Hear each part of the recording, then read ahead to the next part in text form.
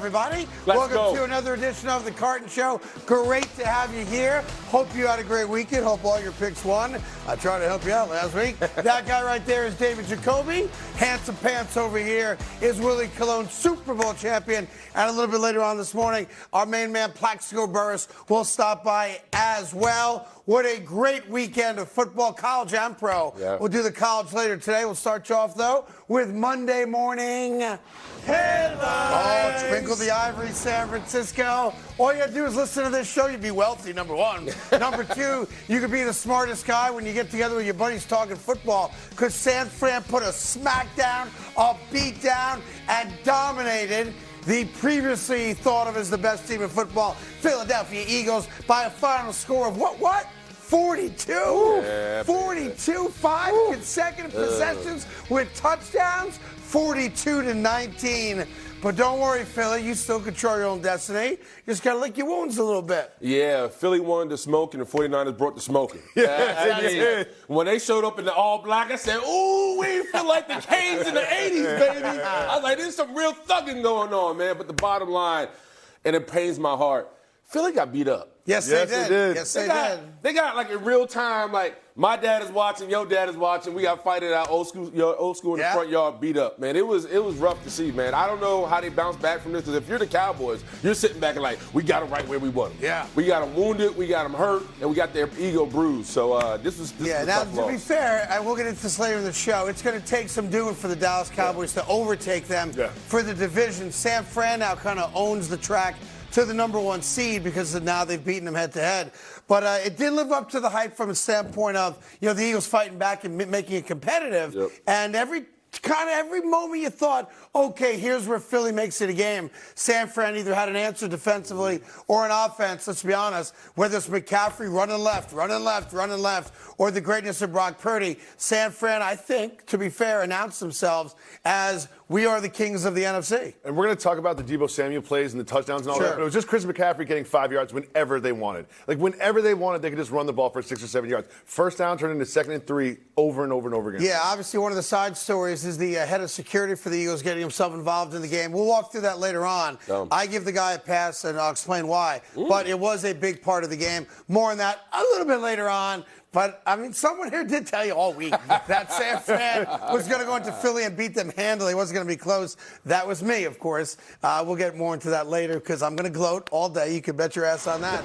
Headline number 2, how about Jordan Love and the Green Bay Packers looking stellar against the Kansas City Chiefs, who now have a real problem on their hands, because they're on the outside looking in of the number one seed, meaning that when they do go to the playoffs, they're at some point most likely going to have to win a playoff game on the road and give Jordan Love some love, because 3 tutties, no picks, 267 yards, and the Green Bay Packers are now in the playoff conversation. If you just watch this one game and no other games of football the entire year, you'd be like, oh, these are 2 of the best offenses in the league. And Jordan Love went toe-to-toe, back-to-back. Every time that the Chiefs got it close, you expected them to win. Jordan Love answered with a back foot throw that was perfect. Yeah, 27-19 the final on that. Kansas City's offense, we've said it every week here. They know how to win, and you respect that, but there's been something off with that offense all year. Hey, America, Jordan Love is in a groove. Yeah. Watch out. It started in Thanksgiving against the Detroit Lions.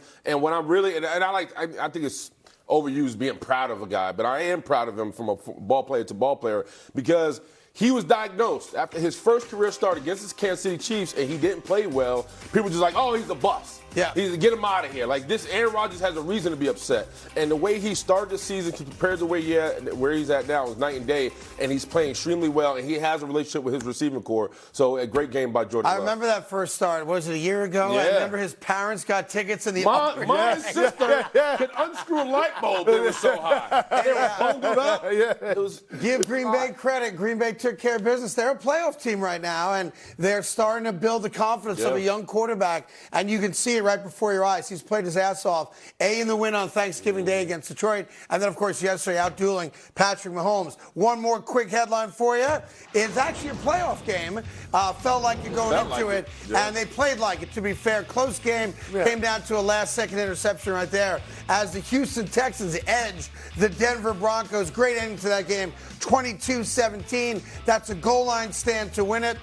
They do lose, Houston does, their best wide receiver and kind of the blanket for C.J. Stroud. Tank Dell fractured his fibula, so he is out for the year. But the Texans beat the Broncos, and the Texans, The Texans are now 7-5, and they are a playoff team. We got lots cooking. Great to have you joining us here very early on a Monday morning. We'll start you off with the game of the week, the game of the year, the game of the decade. All San Francisco, baby. But it's okay, Philadelphia. It's going to be just fine, losers, right after this.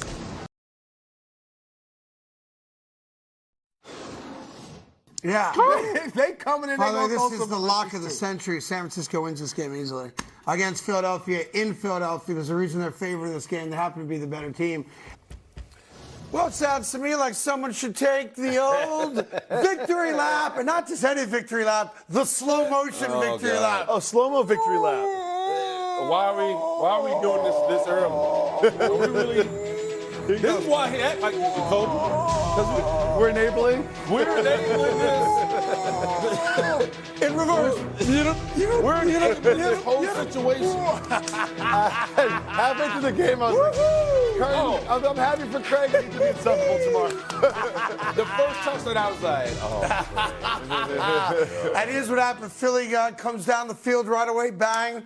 They get inside the 20-yard line. Oh, they have to settle for a field goal. San Francisco 3 and out. Philly gets the ball back inside the 20, down to the 10. Oh, you got to settle for a field goal. San Francisco goes 3 and out. I think they only ran 6 plays for -6 yards in the first quarter. And then all of a sudden they reminded themselves, well, we have Christian McCaffrey. We can run the ball and run the ball successfully to Trent Williams' side of the field, best left tackle in the sport. And, oh, by the way, we have Deebo Samuel, Brandon Ayuk, who know how to get open. And then it became a very easy game for Brock Purdy. Pitch and catch. Eagles really unbalanced on defense, and San Fran dominated them from the second quarter on. For somebody that was cheering for the Eagles, and I saw the Eagles, first 15 minutes they scored, right? But there weren't touchdowns. Touchdowns versus field goals. Yeah, the Eagles went 2 for 4, I think, in the red zone, man. And I'm sitting back and I'm saying, like, that's not enough. It's just simply not enough. And what was most struggling about the whole situation, like, the Eagles only had 13 points from an offense that puts up points. No matter how they get them, they get them. You know, the other part that I found very interesting in this game, I've never seen a quarterback, and in this case, great quarterback, and Jalen Hurts, have the amount of time he had. Like the front four of San Fran, who did have some moments, like they weren't shut out the entire game, and later in the game, they really started to dominate.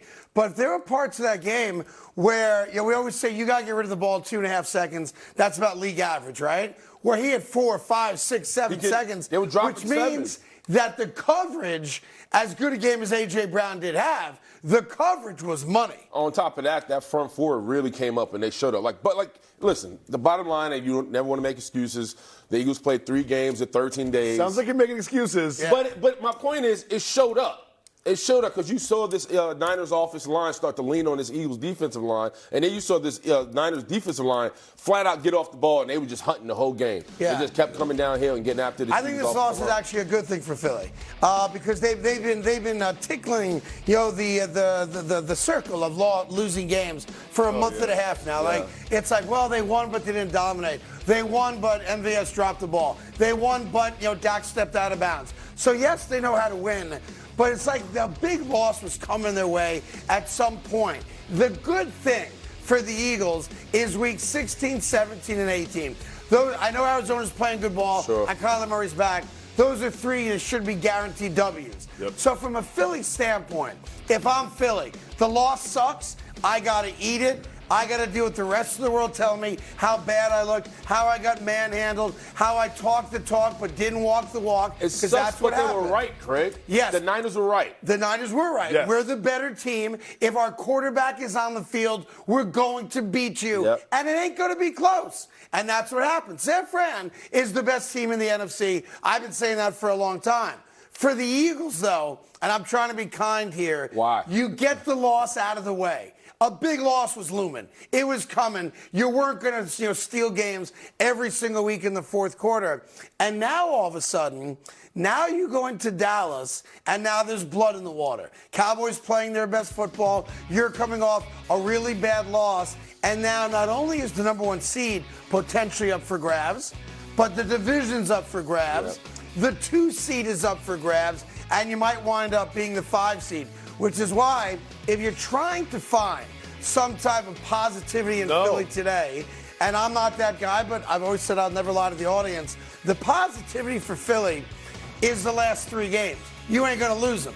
So can you split the next 2 against Dallas and Seattle? If you do that, you're going to win the division, but San Francisco then controls, obviously, home field advantage. I think why I'm so puzzled with Philly because they've suffered 2 bad losses where I really can't figure them out. They suffered a loss against the Jets on the road. Right. How did that happen? I don't know, but it happened. And then at home, where you figured that they was going to be good, solid, and ready for the fight, they got beat up. Thank you. So I'm sitting there like, all right, so do we believe in the Eagles? Well, look, they're still 10-2, right? I mean, we can't all of a sudden decide the Eagles aren't a good football team. But Craig, we've been saying all season long, yeah, they won, but and now I'm trying to look at the whole body of work of the season. I'm saying to myself, maybe they're not the team we thought they were. But they're really good still. See, that's the thing. Yes. I'm going to enjoy their loss for the month. Trust me, I'm not. And I live in a house with Eagle fans, so I'm going to I'm going to soak that rock till it's dry. Yeah. And I'm just getting started here today. But this does not end the Eagles season. That's crazy. But Craig, we talk about statement wins and statement losses, right? Yes, we do. When you talk the talk and you pound your chest and you say, come down here, it's like wrestling, right? You call them out the curtain. Yes. Come into the middle of the ring.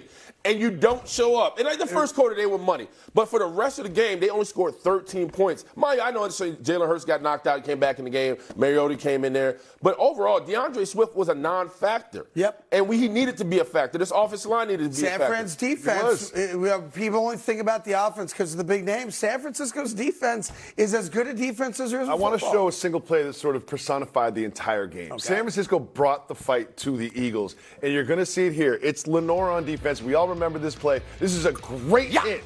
A great hit. Shoulder, legal, everything about it. Swift ended up being okay. But this is a little piece of the Eagles being like, the bullies got bullied. Yeah. The bullies got bullied at home. Yeah. And it was really shocking. This is towards the end of the game. Look at the score at the bottom there. 42-19. They're still trying. They're still hitting. They're still going. There's so many questions to ask. Let me start off with the obvious question number 1. Jalen Hurts runs into the tunnel, into the locker room. We weren't sure what the injury was. I thought maybe it was the left knee where he got hit. Yep. Maybe it was a concussion. We talked about that, right? Yeah. And I know he cleared all protocol, and that's great, obviously, long-term for Philly. But you're down 3 scores. It's the fourth quarter. Why are you putting him back in the game? That game's a wrap. If you watched any of that game, Philadelphia was not coming back from 42-19 the last 2 possessions. The answer is protect your quarterback who's been dealing with injuries the last year or so. His knee, his shoulder, now a potential concussion. The game's over. Bringing him back in, I was shocked that they did it because now you're risking a further injury and now you're screwed for the year. Now, the other play that all of America's talking about, we're going to get into right now. Can I jump in real quick? Yeah, do it. And I apologize to cut you off. And just solely because of Jalen Hurts. The way they were getting out-physicaled, if he leaves that game, it's almost like he left his troops on the battlefield. I'm sure he has to come back in. And for the optics, Sirianni probably said, hey, man, let's tap this one out. We need you. We got a lot of ball left. He probably went up to Sirianni and said, no, I can't leave my guys out there. Because the Niners started peacocking. They started peacocking. They started striking. And when you looked at Fred Warner, he was like, it was ears back and teeth out. So I think I understand what Hurts did. I respect it. To your point, he still had to finish that game, and I'm glad he did. Yeah, well, you can demand to go back in, but someone's got to be the adult on the sideline and say, we're trying to win a Super Bowl. You coming back into the fourth quarter of a game we're being blown out in doesn't make sense for next week, the week after that, or games that we think we're going to be playing in late January. I thought it was an idiotic decision to put Jalen Hurts back in the game. Now, the play everyone's talking about, of course, happens on the sideline. We're going to show it to you real quick here. And this is where Greenlaw, who's only like one of their best defensive players, gets ejected from the game because he got into it with a guy who's director of security, a guy named Dominic right there. He makes connection there with his finger on Dominic's nose. Look, here's the deal. I'm sure that guy's a really good guy. He looks like it. I know he's done it for the last 25 years, and he's beloved in Philadelphia. He's worked all the way back since Andy Reid was their coach. Here's the problem. You're not a coach. Yep. You're not a player. This is the sideline right after the play in an NFL game. Yep. I know you want to protect your guys. I get it, and I respect that. You cannot get involved physically with a player during a game. And let's be fair about it. I watched it a million times. Me too. This guy, Dominic, he makes first contact with Greenlaw, not the other way around. And at the end of the day, Greenlaw put his finger out, and yes, he made contact with the dude's face. Here's the problem. Kicking them both out is not equitable to San Francisco. No, 100%. San Francisco loses an all-pro linebacker. Philadelphia loses a spectator, and that's what happened. Now, it shouldn't have happened, but again, the spectator made first contact with the player. Player's got to have a right to defend himself. Not that it was going to get to blows. Clearly it wasn't. But that's on Philly. And again, I'm sure he's a good guy. I'm not faulting him. Emotions got the best of him. He's never done it in 25 years. But the NFL's got a problem. If you're going to eject what turns out to be a great player from a game because he gets into it with a spectator, that's a problem. And Greenlaw never should have been ejected from that game. And I thought it was big of Nick Sirianni talking to Shanahan when they were shaking hands at the end of the game. It was my bad. That was uncalled for. Because at the end of the day, at Sirianni, you have the coach, but you're still in charge of your sideline. And Big Dom is probably head of security for him. He's been there 25 years. Been there forever. Yes. Knows Philly. He is Philly through and through. But this is why this game was so important, the emotionality, because everybody emotionally was involved. Especially when you got Big Dom was on the sideline, who, to your point, should have just said, hey, I'm going to let the players handle this. Felt the need to do something. And at the end of the day, Greenlaw, I was more mad at his situation because nobody felt like they came to bat for him. Right. Because he was like, listen, what about me? I'm the one that was attacked. And that's why Shanahan was going crazy, rightfully so, because the guy made contact with him first. Now, Greenlaw didn't punch him. He didn't tackle him. He didn't strike him. He pointed at him, and yes, he made contact with his face briefly. We all saw it happen. But to eject a player from a game for having a physical thing with a spectator, albeit a team employee, is not equitable. And if I'm San Fran, that could have cost me the game. The game is very much still in the balance at this point because they went down and scored. They felt like they had all the momentum. We thought we were going to point back to this moment. That was the time to spark the Eagles' comeback. It kind of felt like that in the room.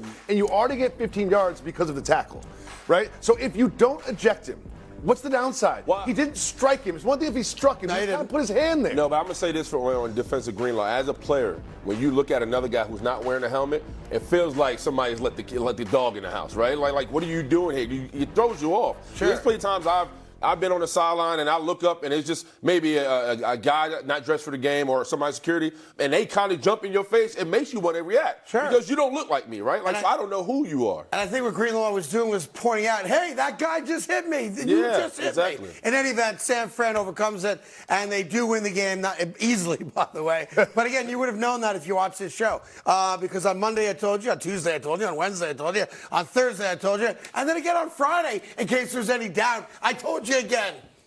I just hated it. I hated it because you were right, and now we have to basket it. I loved it because you were right, and I bet on the Niners. Yeah, my man, pots and pans. Like I told you, I'm getting your kids through college. That's what I do every now and then here. We got much more in this game, and now the results of this game and how they impact the playoffs and even the MVP award. Ooh. And there's a guy down in Florida going, yo, I don't care what you do in the NFC. I'm the best player in football. We'll get into Miami's big day yesterday and Tyreek's as well right after this. Well, welcome back to the Carton Show. Real quick, a hoops note. Over the weekend, the Lakers played the Rockets, and LeBron James got into it with Ime Udoka, the head coach of the Houston Rockets, over the B word. Yes, check this out real quick. This is in the middle of the game, and LeBron he was questioning some calls, so Udoka told him to stop bitching. LeBron then says to Udoka, don't use that B word so loosely. Too loosely. We're all grown men here. Udoka said, what are you going to do about it? What are you going to do about it? And LeBron said, what I always do, nothing. Right. I'll complain about it, and then I'll walk away. They both get teed up. Udoka gets kicked out. But if I'm Udoka, you're playing with fire, man. No. Because of your history. Listen, your skeletons are always there. Trust me, I know. I live it every day. And if one more word, all LeBron would have said was, "How's Nia doing?" But and that would have been that. He should have said it. If there was a time to fire that one. Udoka has this team playing well, and if I'm on the Rockets and my head coach does this to LeBron James, I'm so excited about it. So we'll keep an eye on that. Obviously, they both got taxed, but I've never seen a head coach in an NBA But there's history there. call one of the great players in the NBA out. Like, what are you going to do about it? I'll say the B word as much as I want to say. You're You coming ain't over gonna here do like you're nothing going to about do it. something. Right. You're coming over here like you're going to do something. What are you going to do? Anyhow, back to football as we keep an eye on hoops as we get ready to talk a lot of basketball on this show. Tim Hardaway joins us, of course, right after the Super Bowl. But a little time now for First in Football. Jacob? First in football, we start with the Detroit Lions, who started with the Saints. Great, 21-0, easy coast to a victory. Not the case. What? The Saints came back, made it a game, but it was Stafford and the Lions who got the win. Are you concerned about the Lions after the last couple weeks? I've done that so many times, what you just did. What's that? Stafford and the Lions. I keep. I did. Did you say that? I did hear that. Goff, whatever. I mean, I still call watching the Redskins. At 21-0, I was like, well, I hope the red zone doesn't keep showing me highlights of that game because it was a wrap. Look, Derek Carr gets hurt again in the game, right? He gets taken out. Jameis Winston can't get the job done late, which seems to be a refrain that we've said a lot here. It's a good win for Detroit. The Lions beating New Orleans. New Orleans with Atlanta chance, to win that division still. They're not a great team, but a good road win for Detroit. And Detroit now, Detroit's literally, to me, still like the sleeping giant in the NFC. Really? Because we always talk about San Francisco, rightfully so. Talk about Philadelphia, rightfully so. The big game this weekend is Philly and Dallas, rightfully so. And there's Detroit just hanging out there at 9-3 and play it out for a second.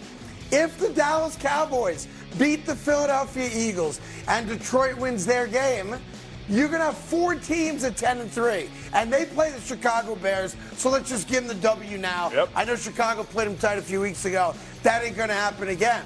You're going to have, possibly, it's all on Dallas, of course, to beat Philly. The Cowboys will be 10-3. The Lions will be 10-3. The Eagles could be 10-3. And, oh, by the way, San Francisco 10-3, meaning the last 4 weeks of the season, it's anybody's game. Yeah, I know when you're called the Lion, you can't be cowardly, but I'm nervous about the Lions. Like, they've allowed 26 points in the last 4 games. I mean, this offensive line for the Lions is in shambles. They're starting center Frank Ragnow, who's a big-time center for them. It was hurt yesterday. Jared Goff physically and metaphorically carried this team. That was the only bright spot for me. Yes. And obviously Jameson Williams and all those guys balled out. But overall, you go up 21 points in the first 7 minutes, and you allow the Saints to climb back in that game coming out of halftime. They did. Like, this is starting to be a situation right by the Lions. I don't know who they are. The last couple games. Especially on defense, they've given up a lot of points. But on top of prior to this game, you talk about Jared Goff giving up 6 interceptions in well, he didn't throw a pick yesterday, games. Correct. But overall, they should be playing a lot better on both sides of the ball. Yeah. Listen, I'm with you on that. I think they got up early 21-0, and I think it was 24-7 at halftime. But they were on the road, and you got to give the Saints some credit. The Saints are fighting for a playoff spot right now. So, their season's on the line. So I give New Orleans credit for coming back. It's a good win. It's a road win in the conference. It's a good win for Detroit. And that's coming off the embarrassment on Thanksgiving Thursday to the Green Bay Packers. That loss doesn't look as bad now that Green Bay beats Kansas City yesterday. I give you it's that. like, you know what? We got to take Green Bay seriously. So I think it's a big win for Detroit. And like I said, it's a four-horse race now in the NFC. And I think we'd all agree they're fourth. But it's a four-horse race. Exactly. It's a four-horse race, and we know that divisional round feels like it's going to be those 4 teams. Yeah. And we're going to be so focused on the other side of the bracket, but the Lions are going to be a tough out in that divisional round. Moving on to second and football, Tyreek Hill and the Dolphins made light work of the Commanders. And after the game, Hill was asked about the Commanders matching up with him one-on-one, and here's what he had to say. Those guys are, great at what they do, and they also get paid, man.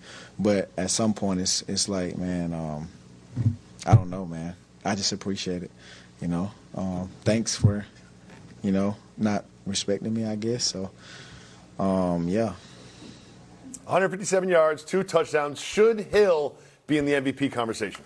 Look, I guess, yeah, he might set their all-time record for receiving yards. He's certainly on pace to do that. I hope he does it in 16 so he doesn't have that asterisk that guys like me will say, well, it took you 17 games to do it. But what he's saying is right. Like, I only got the highlights of this game. I didn't watch every down of this game. And I'm watching the highlights going, are they playing man-to-man against They him? were. Yes. Like, look, I know Washington doesn't have the greatest pass defense in the world, but that dude cannot be played man-to-man. By the way, I wouldn't have Sauce Gardner guarding man-to-man. I wouldn't have Patrick Surtain guarding man-to-man. And I'm giving you, obviously, great cornerbacks in the league. That dude cannot be guarded man-to-man because it doesn't take but 2.5 seconds for him to be 5 yards behind everybody, and that's an easy lob pass. But Craig, let's be honest, the Commanders have the worst pass defense in the league. It looked like it. What are you doing? And like on top of that, you fired Jack Del Rio like he was the problem. Right. You got him out of there, and now you're Ron Rivera. Like you don't leave one of the best receivers one-on-one on the island. It wasn't even one-on-one. There was a cushion. Yes. So just like it was like just no joke. It was almost rigged. Like, is this really happening? Right Every now? time, so you can just see the quarterback, and every time the camera pans over, I'm like, Tyreek Hill's wide open. Right. Why don't they cover number 10? Like a memo to the other NFL teams, you ain't going to catch him. But you're not like, once he's behind you, Craig, peace out. Every ball player watches tape going into the game. Every tape that's played with Tyreek Hill on it, when he's on it, he's double teamed. What makes you think you're the Commanders? Yes. You could do anything different? Well, listen, Rivera's gone after this year. I mean, it's just embarrassing. Like, yeah, these are one of those games where, you don't want to say it, but you got to say, like, was Tua impressive? No. He threw the ball to a wide Look at how open guy. he is. For the first time I'm going to say this on national TV, you could have made those throws. I think I could have. At least the first one. I could throw it about 25 yards. I could have made the first one. But, here's what's interesting with Miami and, your question of whether or not Tyreek is a legitimate MVP candidate. He is. He's in the conversation. We all know it's a quarterback award, though. Here's the interesting thing. There's a very good chance, they're going to have the division wrapped up. That's not up for debate. There's a chance that Week 18 game means nothing to Miami, right? Because now that Kansas City got their 4th loss yesterday, it's the Jaguars who play tonight. It's Miami and Baltimore. And that's really it for the number 1 seed right now. So he's on pace right now to have 2,098 yards, all right? Meaning he'll probably need that Week 18 game against the Buffalo Bills to surpass 2,000 yards. That's on the table, okay? If you've got it all wrapped up, because Week 17 is the week you're going to know who the number 1 seed is. Correct. Whoever wins that game. Don't even give me Whoever helmet. wins that game's got number 1 seed. So if you've got nothing to play for, don't even give does me helmet. Tyreek Hill play chance. to break 2,000? No chance. Yeah. No, I think he does. Yeah, why? Such a bad idea. I think it's such a unique record. And Mike McDaniel is such a players type coach that whatever he is, it won't be much that he's under 2,000 yards. They're talking about it now. They're going to throw the screen pass to him, let him try to get it. But it'd be interesting. Like, here's another one. If you're locked in to your spot, whether it's number 1 seed or number 2 seed, doesn't matter. If it's locked in and it cannot be improved upon, right. Is Tua playing Week 18? No, because you have Mike White, and Mike White's good enough. So, no. And then I'll do you one better. A lot of teams will tell you that you don't want back-to-back weeks off, right? So if you have the number 1 seed, you might play your starters for a half in Week 18, just for the rhythm of doing it, and then you sit them in the second half. So I get that. If you're the number 2 seed, and you're going to be home the first 2 rounds of the playoffs and then have to travel, assuming the number 1 seed wins their game, and you have nothing to play for, you can't improve from the number 2 seed. Is Tyreek Hill and Tua playing? No. I see no upside. What's the upside? Can we pull up the schedule first of all? Because you could treat Week 18, the reason I'm saying it, if you're the 2 seed, the 3 seed, or the 4 seed, you're playing at home.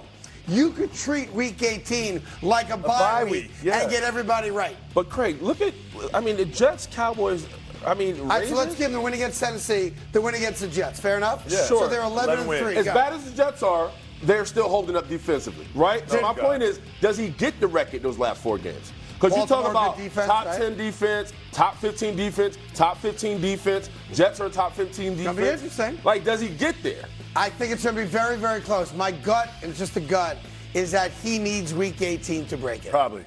So that's why he plays. Well, but that's the question. If you're the number 1 seed, I think you're playing for a half because you don't want 2 weeks off, right? If you're the number 2 seed, then not gonna you be the treat number 1 Week seed. 18 like a bye week, I don't know. you? They play the Cowboys and the Ravens. No, they could be I the tell you. number. Okay, let's say if they are the number 1 team, they're not going to have it locked in by Week 18. Well, listen, that's a storyline that we're going to have to watch. And when I say that, I'm saying to myself, one day it'd be nice to root for a team that Had to worry about sitting players in Week 18. Because that has problems. It was a hard day for me yesterday. It's a big storyline. I'm trying to figure out if I even mentioned the ETS on the show today. And right now, It's I'm almost leading embarrassing. against It's it. almost criminal if you I'm do. leading against it right now. All right, listen, we got much more football coming your way. We got the number 1 seed in the AFC up for grabs. We'll get into how yesterday's action played a role in determining the outcome of the number 1 seed. Plus, the Baltimore Ravens. Do they play football still? Yeah, I think so. I feel like I'm missing Next out on the week? Ravens. Haven't seen them in forever. We'll get Haven't into them seen Lamar next, too, as Jackson. well. Hang tight.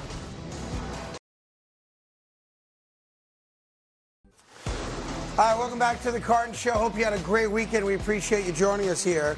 That, of course, is Willie Colon. That's David Jacoby. Plaxico Burst joins us at the top of the hour, Plax. 8 o'clock Eastern. 2 videos I have to show you from the NFL action yesterday. First, let me start you off in New Orleans.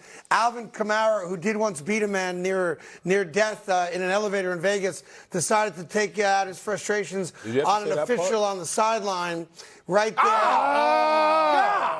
Oh, you okay, buddy? Oh, you okay?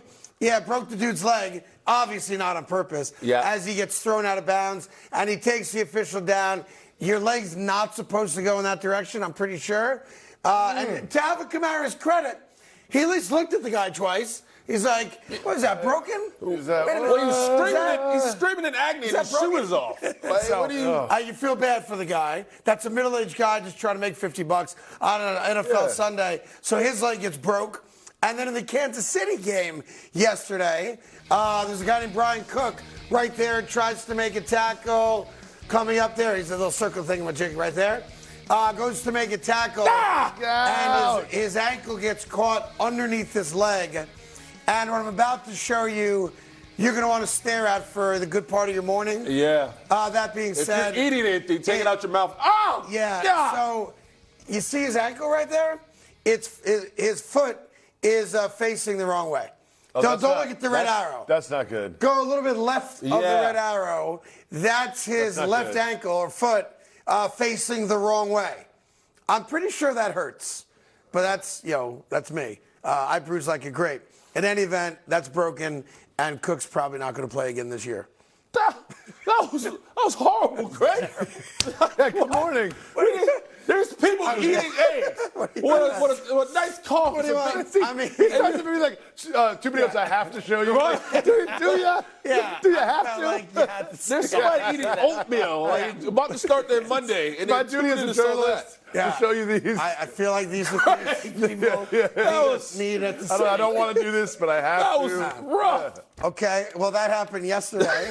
The Kansas City Chiefs lost to the Green Bay Packers. You can't blame Cook, though. He gave his ankle for the game. All right, from there, let's talk about some number 1 seeds, yeah? After we talk about tonight's game, the Jaguars do host the Cincinnati Bengals. Look, it ain't Joe Burrow in the Bengals, so it's who in the Bengals. The Jaguars are 9.5-point favorites. You can't imagine Cincinnati winning this game. Maybe they could keep it close for a little bit. I mean, that's kind of the hope there. And run Mixon a ton and try to keep it a low-scoring game. But here's the reality. This is now a must-win game for the Jacksonville Jaguars. Oh. They have to win this game. Tell them why. Because, A, the Bengals don't have a quarterback, right? Facts. So they're a bad football team without a quarterback. But on top of that, you've got the Dolphins. Yep. You've got the Baltimore Ravens. Yep. All right? And you've got yourself sitting there as the only three-loss teams. So if you can get to 9-3 and match Miami and Baltimore, you keep your hopes alive for the number 1 overall seed. The Jacksonville schedule, which we'll get to in just a second, is interesting because there's games in there I can tell you that's a guaranteed dub, and there's games where you say, I don't know. Like the Cleveland Browns now, to me, is an easy W for them. Baltimore is not. Tampa fighting for a playoff spot should be an easy win. Like, you could make the argument that Jacksonville wins 5 of their last 6 games because they're going against no quarterback tonight, no quarterback next week, Baker Mayfield in Tampa, no offense at all in Carolina, and a bad team down in Tennessee who I know fought Indy hard yesterday, but they're not a very good team. So Jacksonville, schedule-wise, has the easiest path to get to 13 wins. Yeah, you're 100% right. With the Dolphins, because the Chiefs have fallen, with the Dolphins and Ravens, I mean, if the Jags win, the Chiefs fall a full game back between those 3 teams. And if you're the Jaguars right now, this is your game for the taking. Yes, Bottom line. It's a must-win. It's a must-win. Don't play around with it. If you're Trevor Lawrence, this is where you come alive and you dominate this ball club. Because I think the Bengals right now, it's a slow kill without Burrow. Yeah, but listen, the teams that beat up on bad teams like Miami did and Dallas did early in the season, now their schedule gets tougher. Jacksonville's got the easiest part of their schedule, and it's the last 6 weeks of the season. Listen, here's the reality. Let's just say it the way it is, right?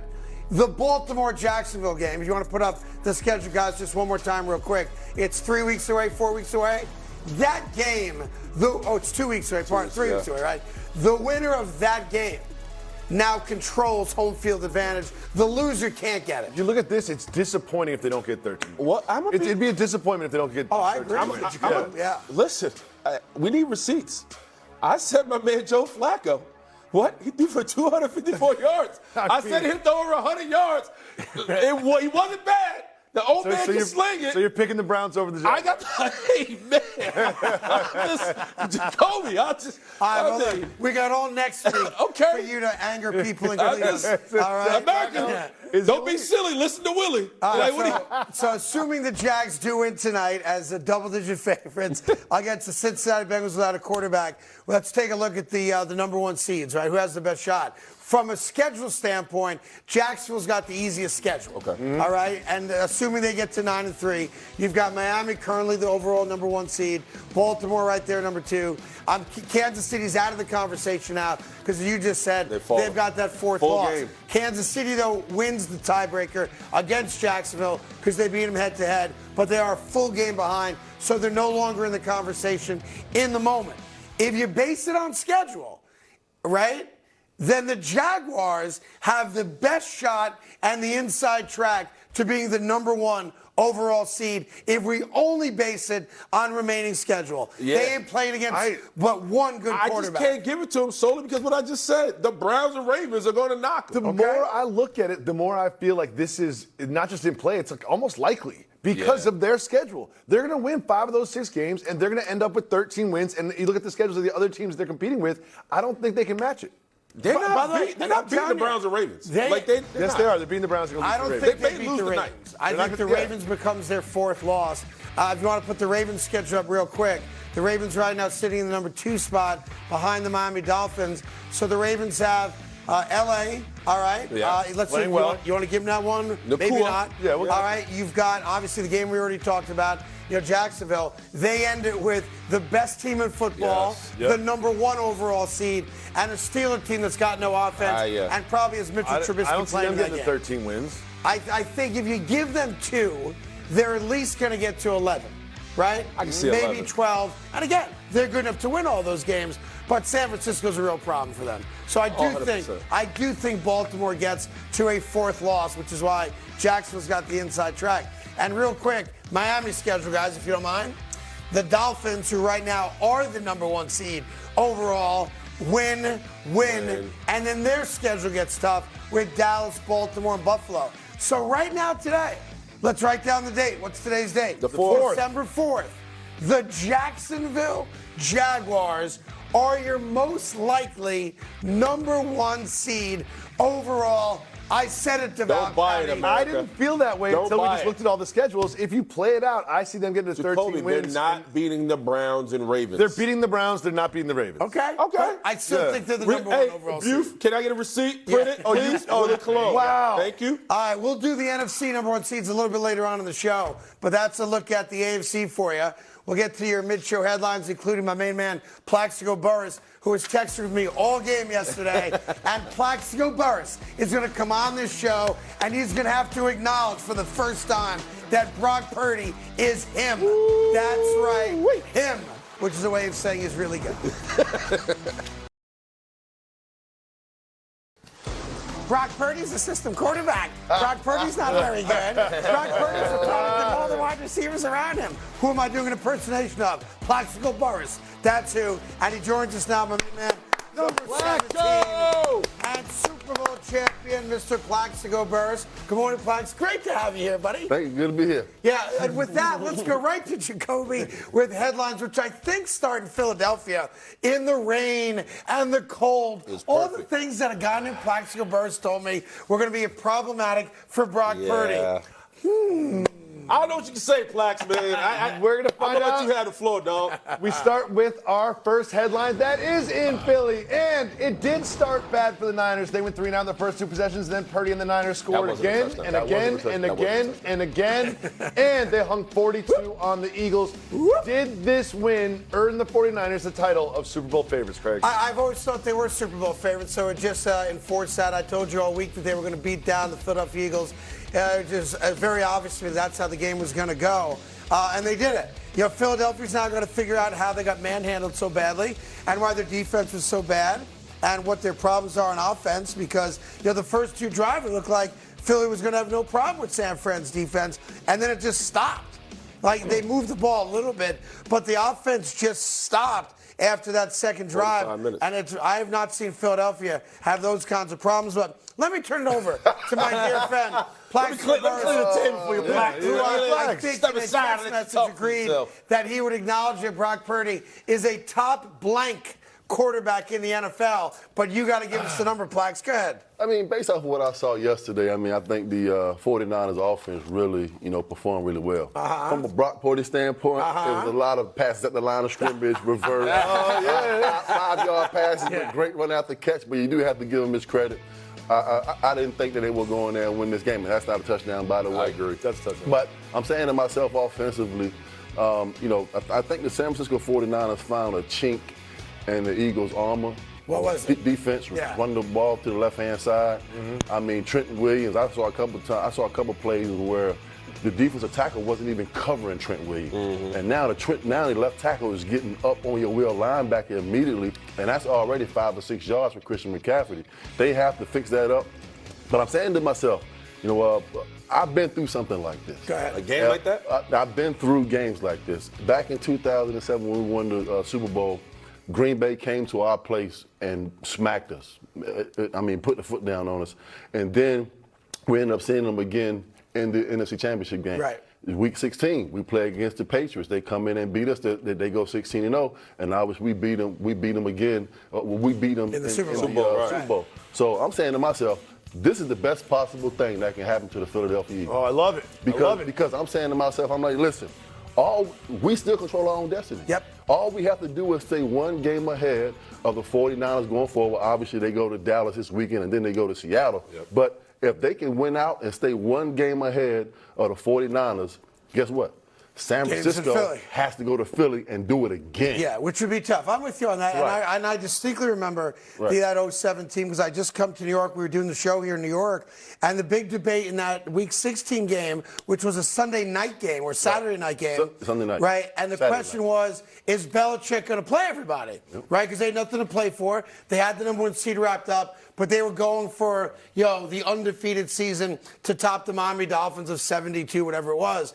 And you guys came out of that game, high-scoring game. New England wins the game. But to a man, I remember it. You guys were saying, we know we can play with them. If we ever get the chance to do it again, we think we figured them out. And they scored 30 points against the Giants defense that night. But I understand what you're saying. If Philly can just maintain that one-game lead so the tiebreaker doesn't come into play because they obviously would lose it now, having lost to San Francisco, then San Fran would have to go to Philly last weekend in January and do it again. And while they're good enough to, you couldn't predict that you get the same type of game if you're playing for a Super Bowl. And I'm sitting looking at the 49ers schedule for the rest of the year. I mean, they can run the table. their toughest game is going to be Baltimore in San Francisco. So I'm looking at their schedule. I don't think that the 49ers will lose another game for the rest of the year. And you don't know what's going to happen week to week, but that Baltimore game, I think, is going to be the best challenge for them to lose another game. I want to say quickly, you talk about some of the woes the Eagles defense went through. That pre-snap motion that the Niners put on the Eagles had them all over the place. They missed Zach Cunningham. Not only they were out physical, but from that pre-snap motion on the back end, they were confused. Right. They didn't know what to do. They couldn't communicate. You could see them at one point. It was like the Spider-Man multi-universe. They were just like, "Hey, you go there, I go there." It was insane. So going forward, man, if you're the Niners, and this is what breaks my heart, it felt like the Niners figured the Eagles out. Pre-snap motion, play bully ball. For 45 minutes outside of the first quarter, they couldn't do anything. Right. And if you're Nick Sirianni, this was a glaring moment. This was a reflection on you because Kyle Shanahan outcoached you for 3 quarters. And he didn't outcoach you. He started to play with your feelings, right? You talk about, and Plex was right. You talk about the reverse, Debo. You talk about CMC up the middle. You talk about this defense peacocking. Like there was, you lost Greenlaw in that game, and it didn't matter. Not just that, they scored touchdowns on 5 consecutive drives. Yeah, right. The Philadelphia defense ain't that bad. And San Fran, once the tides turned, made them look very, very pedestrian in that game. And look, I thought San Fran has been the best team all year in football. I've always thought it's them in Baltimore, all due respect to the Dolphins and Jacksonville and blah, blah, blah, blah, blah. But San Fran kind of announced yesterday, we're the team to beat. Now, like you said, Plax, just because you say it, doesn't mean you're going to be the number 1 seed. Right. Philly still controls that. Right. And the last 3 weeks of the year, Philly has guaranteed W's. 2 games against the Giants, 1 game against the Cardinals. So you got to find a loss, whether it's this weekend against Dallas or the week after. If you can't find another loss for the Philadelphia Eagles, then yesterday's game is not going to mean a lot unless they face off again in the NFC Championship. I want to talk about the Purdy part of it again because you can't even celebrate him. It's always the but. It's like, oh, yeah, they put up 42 points. Yes, a lot of that is yards after the catch, but he's putting the ball right on people. He had a throw to McCaffrey on the left side that was absolutely perfect. Like, he is making great passes left and right, making great decisions, so accurate, so reliable, so efficient, so under control. He played really, really well last night. He's a top 5 quarterback in the league. I know, but this guy says, "Oh yeah, that but don't mean he's right." Yeah, but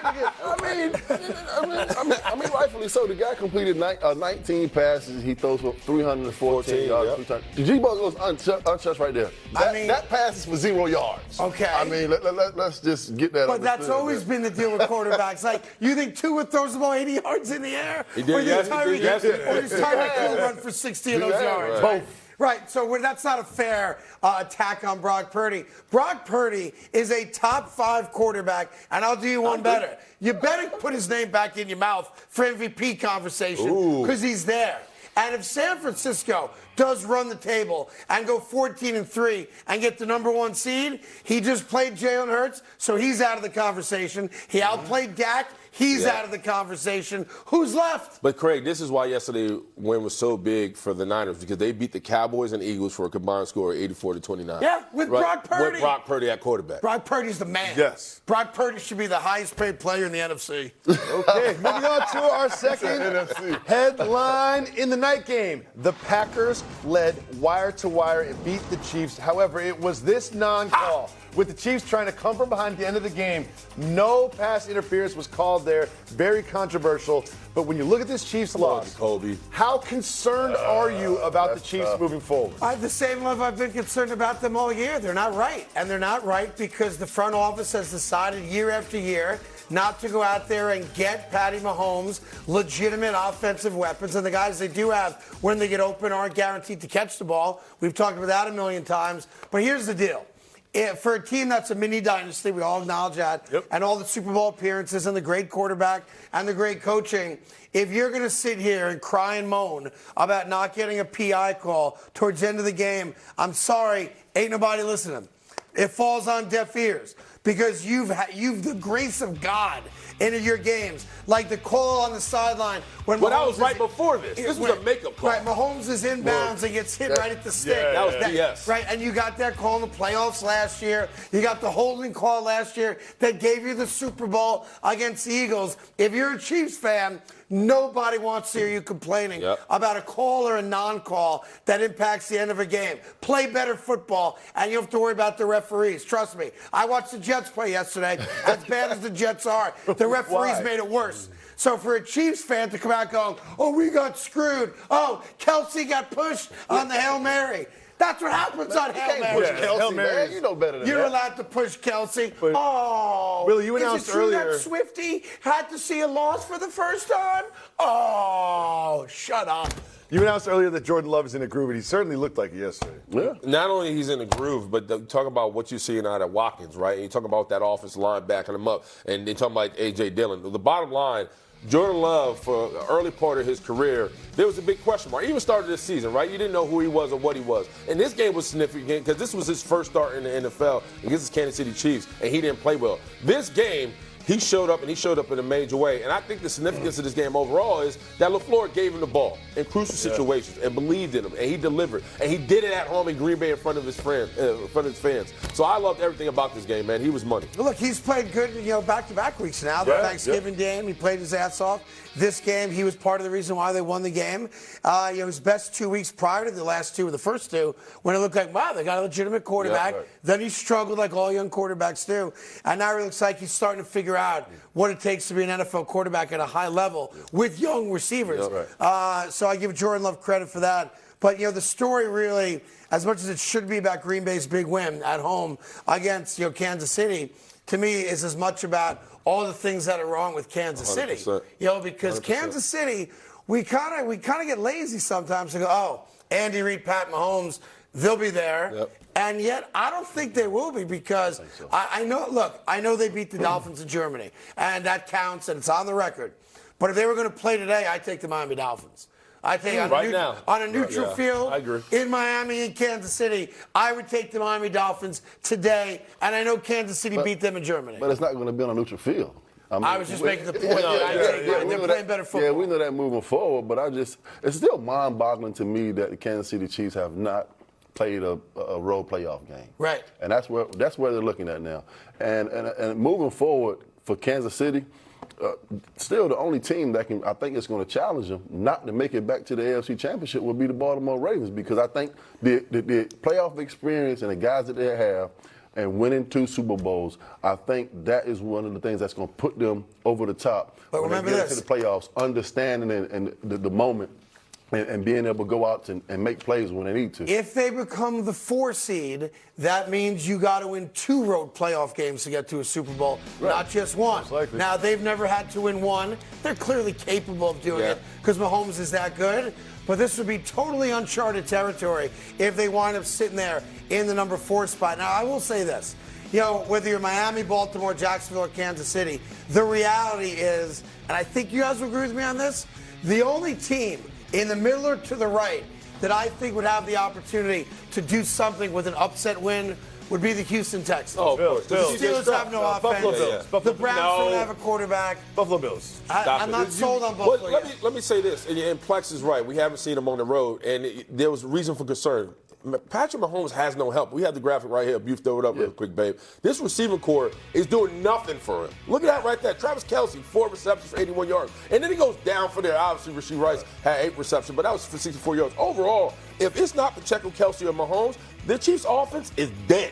You know what I mean? So if you're talking about this time of year where you're supposed to know who you are and the kinks supposed to be worked out, if you're a Chiefs fan, you have to feel worried going into the playoffs with this outfit. I think the Philadelphia Eagles put them on wax on national television. You slow down Kelce, contain him, 4 catches for 81 yards. That's a win. And they can't go down the field. They cannot throw the ball down the field anymore. They straight up cannot. Yeah, listen, it gives everybody else some hope. And that's all it does. I'm no joke. Like, if you're Jacksonville, you're Miami, you're Baltimore, you're Houston, you're the Bills. I'll keep the Bills in the conversation for the moment. The fact that Kansas City is beatable, more so than they have been for the last 5 years, gives every other AFC team that's in it, obviously, hope. It used to feel like Chiefs first the field, but I would definitely take the field now. Oh, 100%. They just look vulnerable, right? Like you watched that game yesterday, and you're just like, I'm waiting for that. I'm waiting for that But kind we've been of. waiting all year for it, right? It's like Tiger Woods finished his tournament at par golf. What? That's unacceptable. What do you mean unacceptable? Come on, man. Moving on to our final headline, AFC matchup that is going to have some playoff implications. The Texans beat the Broncos at home. It was this pick from Ward that sealed the victory. Question for you is, are they a lock now to make the playoffs? No, but they're going to make the playoffs. This turned out to be a great ending. If you like, agita and, close game on the line, team inside the red zone. And unfortunately, obviously, for the Broncos, Russell gets picked there at the very end. Listen, Houston's for real, right? The problem for Houston is that they got to keep winning games because they're on the outside looking in. Obviously, the Colts have that crazy game yesterday that goes into overtime against Tennessee. The Browns, I know you're in love with Joe Flacco. Joe Flacco, baby, 254 yards. I told you, America. But here's the crazy thing about it, as you guys will now admit to me publicly. The Steelers have a major problem on offense. And it's going to be Trubisky for at least 2 to 3 weeks because of the ankle injury to your guy. Season's so over. they don't have an offense. The Browns truly don't have an offense. The Colts aren't all that good. And no Jonathan Taylor hurts them, of course. Yep. Meaning any of those teams on the right, any of them, have a chance to sneak in and get a playoff game this year. Yeah. Meaning you've got 4 and 3 is 7 still, I think, right? You've got 7 squads right now who have a legitimate opportunity to make it to the playoffs. I think Cincinnati goes to the wayside with a loss tonight. Yep. So you'll be down to 6 teams and 3 spots. Yeah, I mean, the bottom line, C.J. Stroud's the best quarterback in the last month, right? And overall, if you talk about this Texas team, you may be upset about Tank Dell, but there's another receiver who's popped off the tape, and that's Nico Collins. Yep. He's a big-time receiver for the Texans. He's able to blow the top off the defense, and he's become Stroud #1 guy now that Tank is out of there. And Pierce for the running game. Can you guys put the Bills schedule up, please? Is that possible? Because I don't want to sleep on Buffalo. Why? Sleep on. I don't want to sleep on Buffalo just yet. Why? Because Tank Dell is a great wide receiver for Houston. Sure. He's out for the year. That's got to have an impact on their offense. And I just want to take a look, if we can, very quickly. The Bills on the outside looking in. It ain't easy. That's what I wanted to see. They're not Kansas making a City playoff on the road. Yes, they are. Dallas. Even if I give them 2 out of the last 3, yeah, the Bills are in a bad spot. No, they split one of the first 2, and then they win the last 3. Flex, help this man. That's how well, again, the Dolphins may have nothing to play for in Week 18. They're going to play for the record. No, that may only take a quarter. Doesn't get you a win. I'm just telling you. Can the Bills win 3 out of 4? Meaning Kansas City, Dallas, the Chargers, and New England. If they can take 3 out of 4, then they got a shot. Yeah, I'm willing with this. In Week 18, I think if the Miami Dolphins sew up the AFC East, I don't think that McDaniels plays his starters in this one. Well, the only question I asked before you came here today was if they're still, if the I record, he does play the starters out. If Tyreek Hill hasn't gotten 2,000 yards yet, and it's on the table. Oh, yeah. Yeah, he's going to play for the record, right? Do you play? You have to. I think he'll get it before Week 18. Well, it'll be No, close. because you got to understand, he has about 1,500 He got three defenses in the top 15. I don't care who he's playing against. The way he's running these routes and running by defensive backs, Well, the Commanders, anybody. the Commanders is on dummy juice. Yeah, but look, they're going to go out of their way to get him the record before Week 18. And then the question is, if you're the #1 seed, you get a bye week, so you might play your guys a quarter or a little more than a quarter just to get them the reps, right? And to keep things normal. If you don't have the #1 seed, then you could use Week 18 as your bye week. So those decisions will come a month from now, but just keep it in the back of your mind. What else you got, Jacobs? We're going to break. We're going to break. I didn't even talk about the Italian stallion on the sideline of the Eagle game. Can we get into that? Big Dom. Yeah. And I love how everyone is on a first-name basis because nobody knows his last name. Dom this, Dom that. Anyhow, we'll get into that, and we'll try to figure out who is most likely to be the #1 seed in the NFC. Ooh. That's coming up right after this. Niner gang. By the way, one of the big side stories of yesterday's Philadelphia embarrassing loss. Of course, I told you last week it was going to happen. To San Francisco was the incident on the sideline, right, with a Dre Greenlaw and a heavy-set head of security for the Philadelphia Eagles. Big Dom man, look at Dom. Hey, Dom. So both guys get ejected from the game. DeSandro's been their security guy for the last 25 years and has never been involved in anything like this before. Here's the problem with it, though, guys. When you have a uniformed player, right after a play, and there's a non-coach, non-player that now invokes himself into the situation physically, which is what DeSandro did, and I get it. Supporting his guys, he bleeds eagle green, but you cannot get involved with a player during a game. So when the NFL officials decide, well, he made physical contact with you, you made physical contact back, we're going to kick you both out, it's not equitable. Because on one side, you've got an all-world linebacker for the Niners. On the Philly side, you've got a guy who eats too much gabagool for lunch every day of the week, right? Here's Mike Shanahan talking about that moment in the game. Listen to Coach Shanahan. I just can't believe someone not involved in a football game can taunt our players like that and put their hands in our guy's face. And from what I was told, Dre did it back to him, and I was told that he kind of mashed him in the face a little bit, so he got ejected. But it was a very frustrating play. I got to watch it to have a true opinion on it, but I loved how we rallied after it. Yeah, that's the key part, because I think we all felt, and certainly, Kevin and Greg doing the game felt, as we did, that this might be the moment Philly turns it around. It was 21-6, third quarter. It felt like, okay, building's alive now. Everybody's into it. And it was San Francisco that responded, not Philadelphia. So we'll get to the game part in a second. You guys played. There's a lot of non-uniform people on the sideline. The head of security is there for every team. This isn't just a Philly thing, right? But how do you guys react as players when a guy not in the game, not a coach, physically puts himself into the situation? Well, I know Plax speaking about this because he actually catch the ball and went out of bounds. But I know a lot of times from my offensive lineman, when I come to save my receiver or quarterback and I see the pushing and jostling, if you don't look like you're part of the field, that pisses me off, because at the end of the day is, like, I'm not expecting security, nobody in street clothes to ever be interfering in the game, right, let alone attack one of my guys. And so for me, Big Dom, he's going to be a cult hero because of it. Philly's going to love him. They're going to talk him up all week. But he was out of bounds. There's no way you get involved when you have two players involved in that game. And so he should have been reprimanded. But I told you first and forehand, like, if I'm Drake Greenlaw, I'm like, who comes to my rescue, right? Because Shanahan should have been throwing his mic. He should have been having a tantrum. He was ticked off about it. Yeah, but he should have did more. He didn't come across the field. But and I want to be clear, just one other note before Plax jumps into this.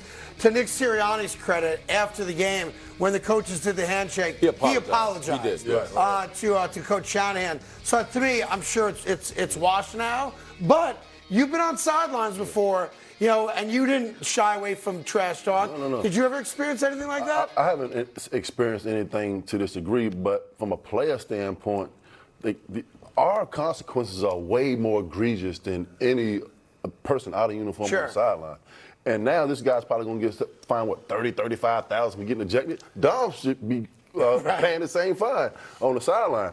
But we have to understand, like, the moment and what's happening for us as players. And I've never been a part of a non-uniform guy coming off the sideline, putting his hands on me, because me and the opposing player are having we're talking and being competitive. Sure. But I've never experienced anything like that. The only thing I don't know how I would react. But the thing is, you don't jump in like it's a hostile game. It's a big-time game. Tempers are flared up. Sure. Guys are looking at each other like steaks, right? They're getting after each other. If I'm Sirianni, I go back to I'm like, man, you're not on the sideline next week either, because you have to set a precedent for the organization. If you're allowed on the sideline, it's a privilege. You have on record, even when I was on the Jets and I was not dressed for a game, I caught a penalty, and I remember looking at Todd Bowles, and he was like, I can kill you right now. Like, it was by the grace of God, Bilal Powell took a screen to the house the next play against the Giants. But I got into it with DRC, and I remember, like, physically scared to walk in the building because I thought Todd Bowles was going to kill me. Right. And so if you're Nick Sirianni, you have to make sure this never happens again. Yeah, and look, it starts, I get it, this guy is a cult hero. But when he got involved first, because there were heated emotions on the sideline after a tackle, and he touched Dre for Greenlaw first. Greenlaw merely pointed, and his finger caught his schnoz. Yeah. I mean, it happens. Do you remember, by the way, back in the day, the only thing I can remember as a New Yorker and a guy that did sports talk radio here for a long time was Jets-Dolphins, with the strength and conditioning coach for the Jets. Pete Moore. No. I know you're talking about. So well, he was a strength coach at Hofstra. That's right. how I know he so is. There's like a punt return, whatever happens, dude's coming up the sideline, and the guy in the Jets put his foot out. Yes. And tried to remember trip that. him. I remember that. Send that for Darrell Revis. There you go. Yeah. So anyway, so that's the only thing I can remember. Hey, I tell you one thing what happened to Dom's. He's getting free lifetime cheese. Yes, he is. In Philadelphia. All right, so here, then the result of that afterwards, it's 21-6 at that time of the incident, and it was all San Francisco after that incident, when it kind of felt like here's Philly's opportunity Philly scored right to after flip that. it around. They ultimately could not stop San Francisco, especially running to the left with McCaffrey, and that, of course, opened up everything else. You saw the greatness of Debo. Ayuk, who's as good a, what do you want to call it, third down reception kind of receiver, sure-handed guy. That offense is awesome. I thought that after that incident when Philly goes in and scores and Jalen Hurts walks in basically with the brotherly shove, I thought that was going to be the changing point in the game, but it actually backfired on him. Three or four plays later, Debo goes like 50 yards down the middle. That's called answering, too. Down the middle of the football field. But one thing that really bothered me yesterday was Jalen Hurts in the pocket.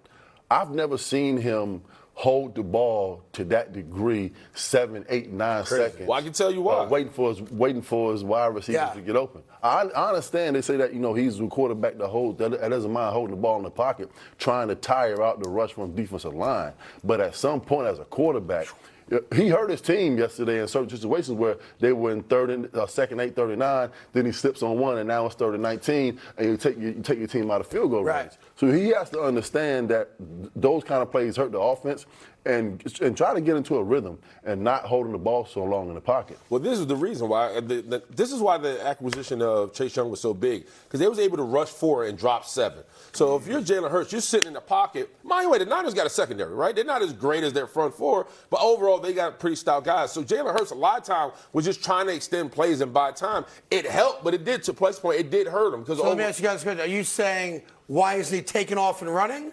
As opposed to just looking. Because if you can rush 4 and drop 7, now you can have spy linebacker on Jalen Hurts. And that's why the Greenlaw loss was so big too. And offensively for the Philadelphia Eagles, if you're the defense in the 49ers, look, I have 2 guys that I have to worry about. Number 11 and Devontae Smith. If I can kind of control those guys a little bit, they don't have a third option offensively in the passing game. Good news for Philly. They are getting Dallas Goedert back in the next 2 weeks. So that's a big deal because he is a rock star tight end for them. But now it brings up the question in the NFC, well, who's most likely to be the number 1 overall seed? Obviously, they still got the best record. So they do control their destiny. If Philadelphia wins out, it doesn't matter what anybody else does. Philadelphia gets number 1 seed. Their toughest game is obviously coming up on Sunday night against the Dallas Cowboys. But right now, I think we'd all agree in the moment, San Fran's the best team, but San Francisco needs help.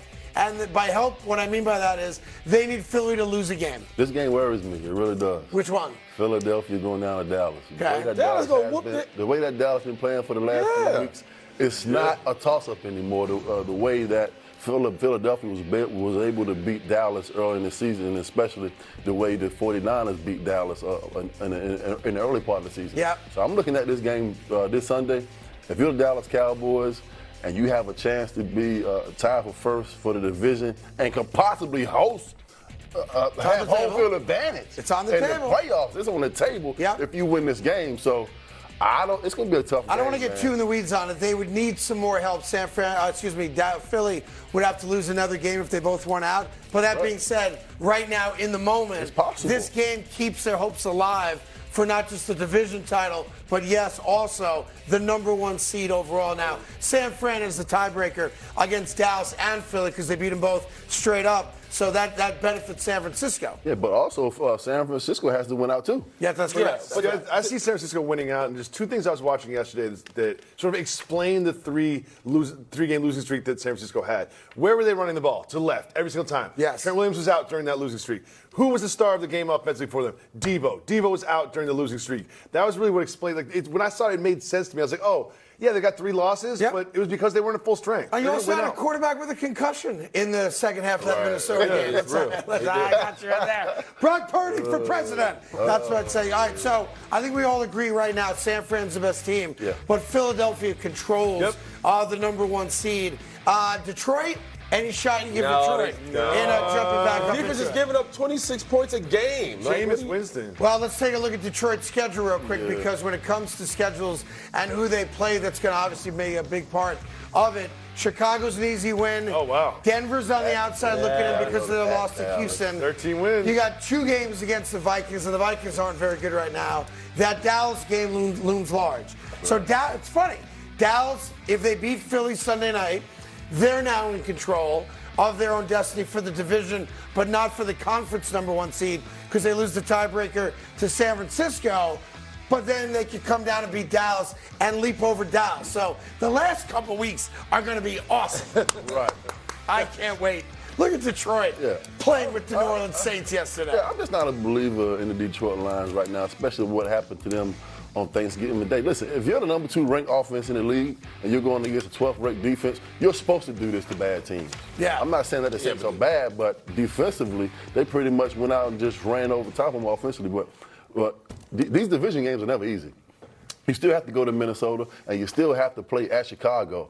And knowing the Detroit Lions, they'll drop 1 or 2 of those games. Well, they have 2 games against Minnesota coming up, and of course the second game against the Bears. And the Bears game, all they wanted a couple weeks ago, they were down 12 in the 4th quarter before Detroit came on back. If I know a lot of you like to base your predictions on who's got the hottest girlfriend, if that's the case, then Jared Goff and the Lions will be the number 1 seed. That got some on his hip too. I'm not going down the road again today, but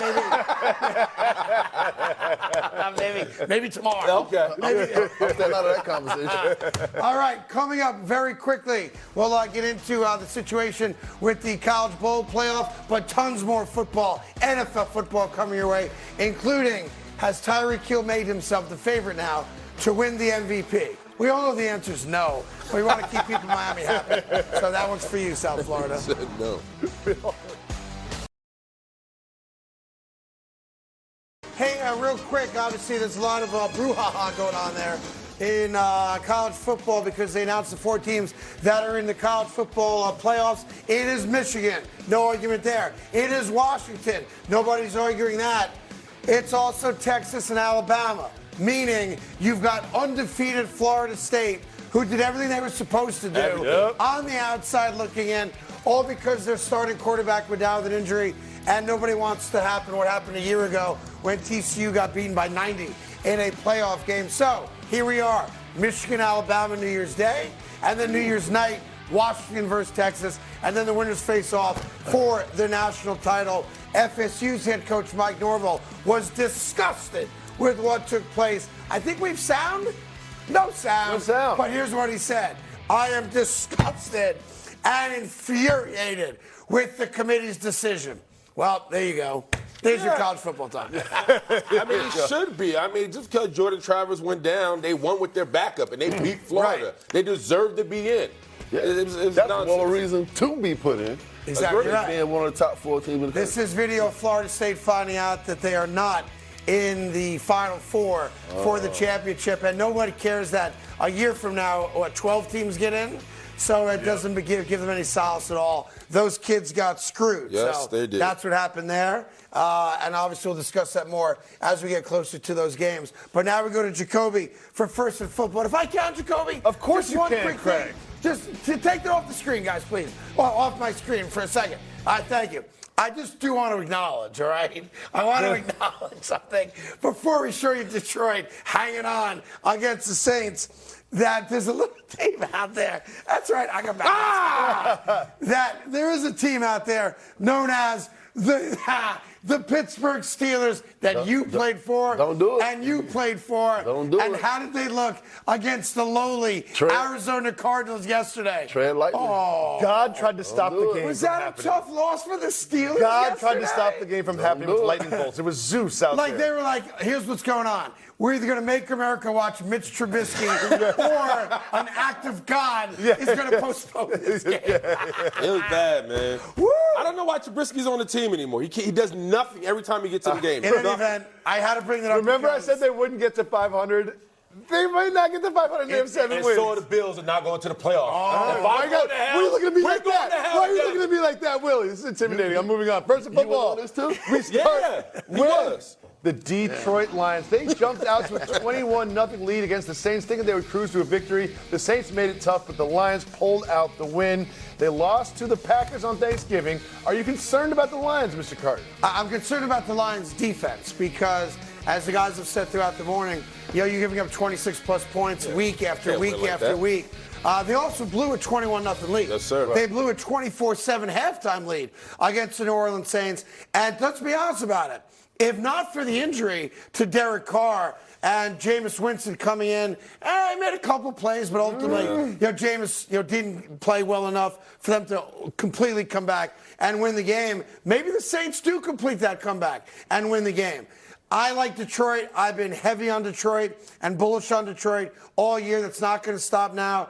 I thought it was a big game for Jared Goff in that no turnovers. Because the last 2 weeks, 6 turnovers. And at least yesterday, offense looked crisp, no turnovers, couple touchdowns, no fumbles, no interceptions. But like you guys have said, you're not winning playoff games if you got to score 30 to win. And the last couple weeks, they've been giving up 26 or more, meaning you got to score 30. The best offenses in the history of football don't average 30 points a game, and the Lions won't either. Yeah, and that offensive line, you talk about their big center, Frank Ragnow, went down in that game. He's a huge part of that offensive line. And you talk about Jared Goff, literally had to carry this offense. And I said it seriously, literally and metaphorically, because he was able to deliver the football in crucial situations. But when you got Jameis Winston and Gibbs and all those guys, they make up for what you can't do defensively, and they was able to outscore the Saints. They had someone early in the season, Sam Laporta, started to get some catches. And as the season progressed, this rookie tight end is getting more and more balls and more involved in the offense. Like, he's really become a weapon. I thought it was cute at first. Typical Iowa tight end. He's getting 5 receptions every single game, and Goff and him have a real connection. That's one thing you can look at as a bright spot in the last couple of weeks. Yeah, especially when you consider a year ago when Detroit traded T.J. Hawkinson to the Minnesota Vikings. In the division. He's a top-flight tight end. Sir. He may not be Travis Kelce or George Kittle, but he's right there. He's a damn good tight end. So the fact that all of a sudden they found a tight end who's now a much bigger part of their offense, I think you're right. That's a key part of that offense right now. And he becomes a security blanket for Jared Goff. Yeah, I think if you're Detroit Lions, if you want to be taken seriously, you can't allow the New Orleans Saints to score 28 points on you and still have a chance to win the game. And you're number 2 offense, you score 33 points, but, I mean, you win the game by basically a touchdown. Yep. So I think if you're the Lions, if you want people to take you seriously, you got to go out and convincingly win games because, just like you said, you're not going to be able to score 30 points in the playoffs. It'll be interesting to see also what Detroit does. Now that Green Bay's kind of got their mojo going, and they are a legitimate wild card team right now. Good football. All of a sudden, if you're Detroit, not that they're going to catch you. I don't think they will. I think Detroit has this division wrapped up pretty solid. But you've at least got a team behind you playing really good football. And beat you at home, by the way. 100%. Yeah. So, again, I don't think Detroit loses the division, but I think Green Bay playing good football ultimately is a good thing for Detroit moving forward. I know that seems counterintuitive, but having a team that's breathing a little bit of smoke near you ultimately, I think, brings out the best in you. Moving on to second and football, Tyreek Hill and the Dolphins made light work of the Commanders. Tyreek, time and time again, took the top off the defense, and it is done because they were covering him one-on-one, and he spoke about that after the game. Here's Tyreek. Those guys are, great at what they do, and they also get paid, man. But at some point, it's like, man, I don't know, man. I just appreciate it, Thanks for, not respecting me, I guess. So, yeah. Has Tyreek Hill played himself into the MVP conversation? I don't think he has any chance of being the MVP. Maybe if he has a 2,000-yard season because it's so special, because it's never happened before, there's a sentimental vote for him.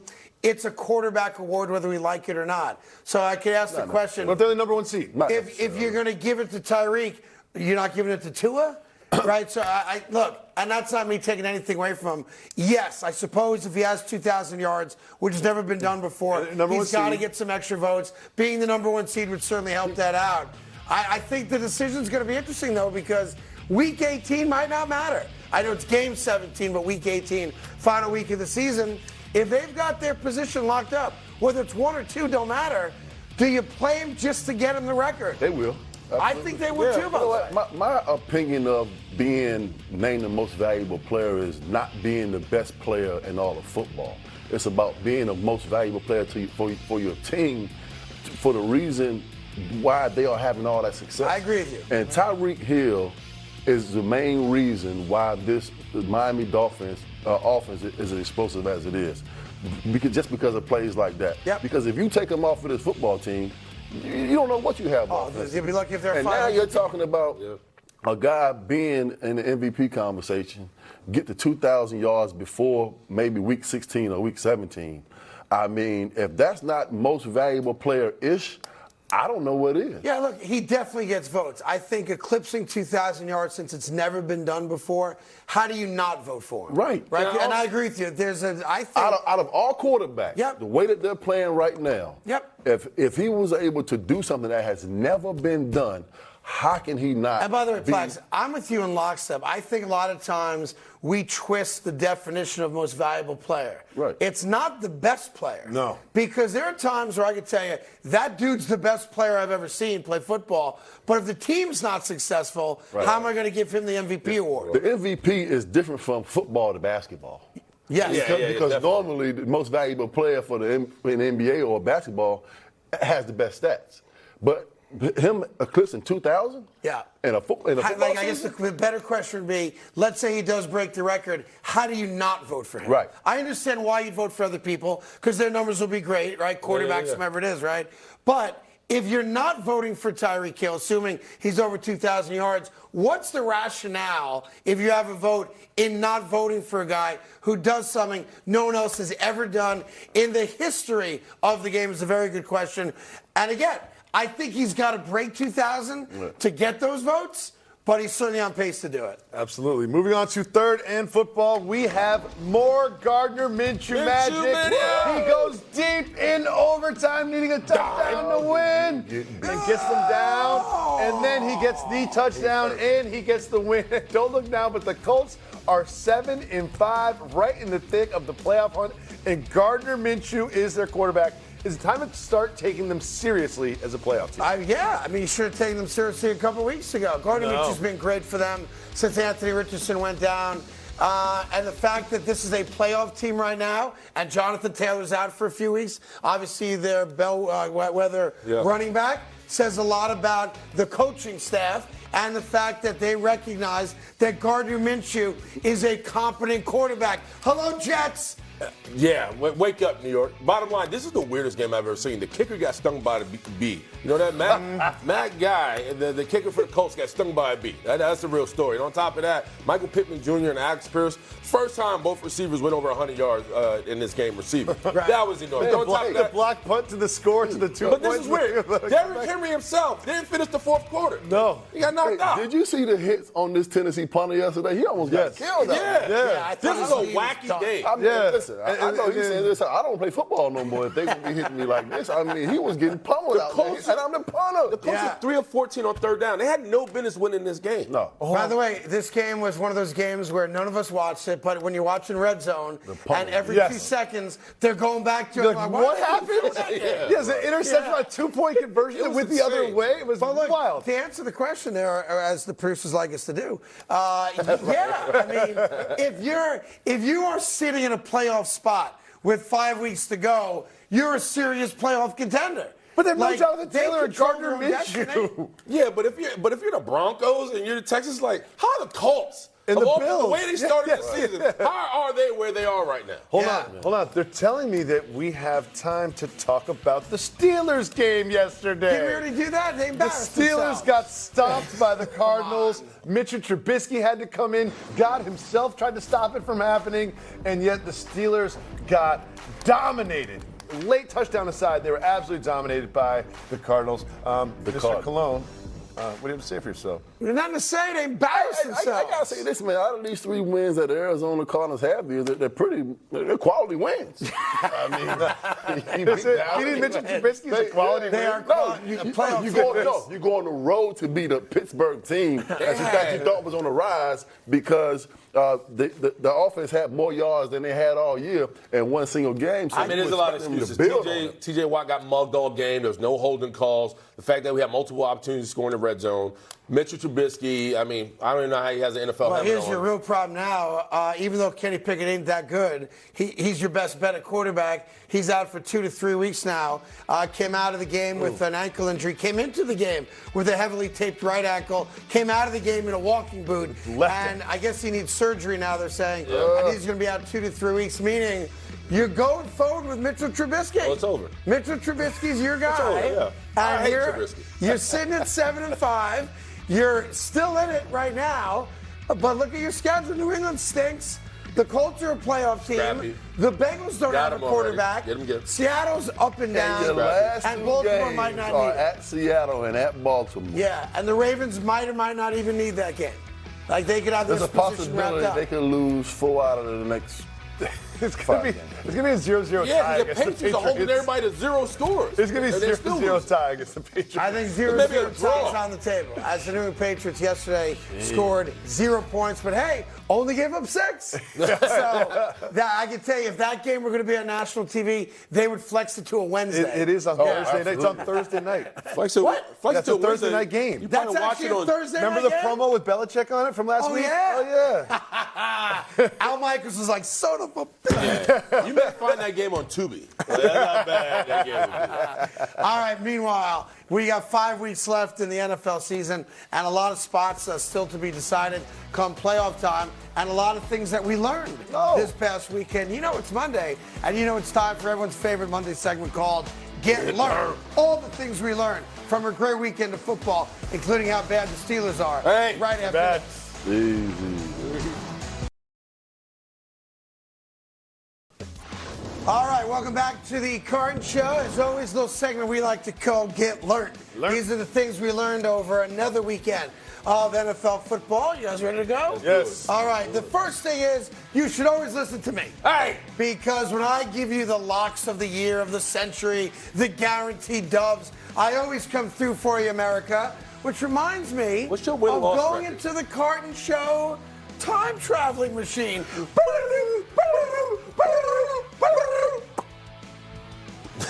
Yeah. They coming in. By the way, this is the lock of the century. San Francisco wins this game easily. Against Philadelphia, in Philadelphia. There's a reason they're favoring this game. They happen to be the better team. Oh, that's right. And all the punishment I took on social media for being right for a week, it seems like somebody should do a little peacocking lap. That was Get on down, Craig. Get on down, buddy. Oh, the victory lap. We got to hold the tape. The big peacock, Craig Carton. Zip it, Plotch. Yeah, baby. I'm taking Get on down, victory Craig. lap. Look at him go. Oh, the Heisman. Hold that.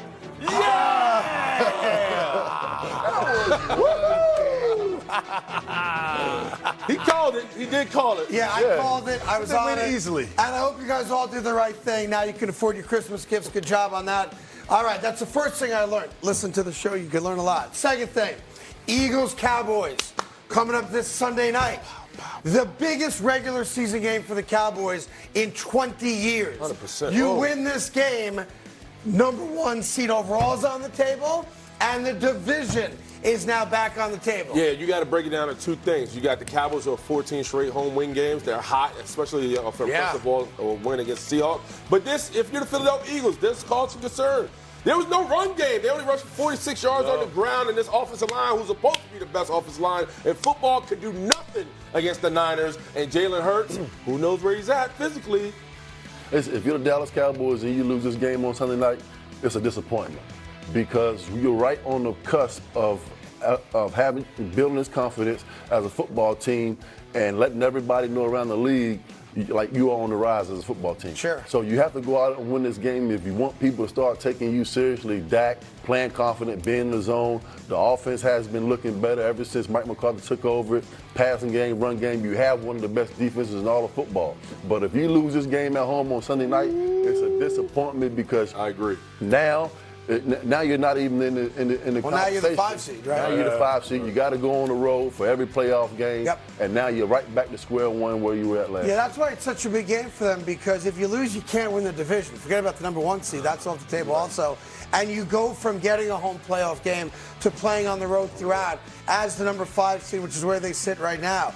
You cannot sugarcoat it. You can't overstate it. This is the biggest regular season game for sure in Dak Prescott's career. And for the Cowboys, who haven't won, or gotten to an NFC championship game in a quarter of a century, this game represents the opportunity to do all those things. And this is not one of those games where Dak Prescott goes out and has not one of his best performances. He has to go out and be elite, be sharp, and really lead this offense against a Philadelphia team who was beaten up yesterday. Yep. So and here's the point of that, Plax, and we talk about this a lot, Willie, and that is not their fault, but Dallas has not played a lot of really good teams this year. They still don't have a single win against a team that's currently over 500 because they knocked Seattle down to 500. But in the 2 games they played against the really good teams, they played very well at Philly and had ample opportunities to win that game. But Philly comes away with the W. And all the way back in week 5, of course, they got slapped down 42-10 by San Francisco. Philadelphia, again, represents one of the best teams they've played all year. Cowboys are riding high. Yep. They've got this crazy home winning streak that Willie just talked about. Dak's playing his best football, maybe of his career right now. This is a game the Cowboys have to win. If they don't show up well, and you can't take one of these moral victories, because a moral victory means you're the 5 seed. And you're not winning a Super Bowl. Not that it hasn't been done. You guys did it, of course. Yeah. You're not winning a Super Bowl this year in the NFC if you're starting off on the road. But on top of that, Dak plays his best football against the Philadelphia Eagles. You go back to the last time they played, he carried that Cowboys team, and he was a throw in the out-of-bounds away from beating the Eagles. I didn't want to say the name. I just want to say the name. But it can start to unravel quick for the Cowboys, because let's say they lose to the Eagles at home. Then they go on the road to the Bills. Then they go on the road to the Dolphins. And then they have the Lions. Like, it can really start to, the losses can start to pile up if they lose to the Eagles right there. It's not part. Wow. It's not part. Look, they're a playoff team. The question is, what's their seed? And you can make the argument, of course, that if they don't take care of business at home against Philadelphia, they are not playing a home playoff game. Forget about the number 1 seed. This is now about the opportunity. Although San Fran, of course, has the tiebreaker against them because they beat them. This is about being no worse than the 2 seed. And that's the difference between winning the division. Even if San Francisco's the 1 seed, you at least get a couple home playoff games on your way to a road game for the NFC Championship game. But here's what I learned. You're going to learn a lot about Philadelphia, too. Oh, yeah. Because Philly coming off a loss, and to them, an embarrassing loss at home where they couldn't stop San Francisco. Craig, how did they rebound? But why was it embarrassing, though, right? Because we talked about prior to this game, they called out the Niners, right? The Niners came off the bus in all black.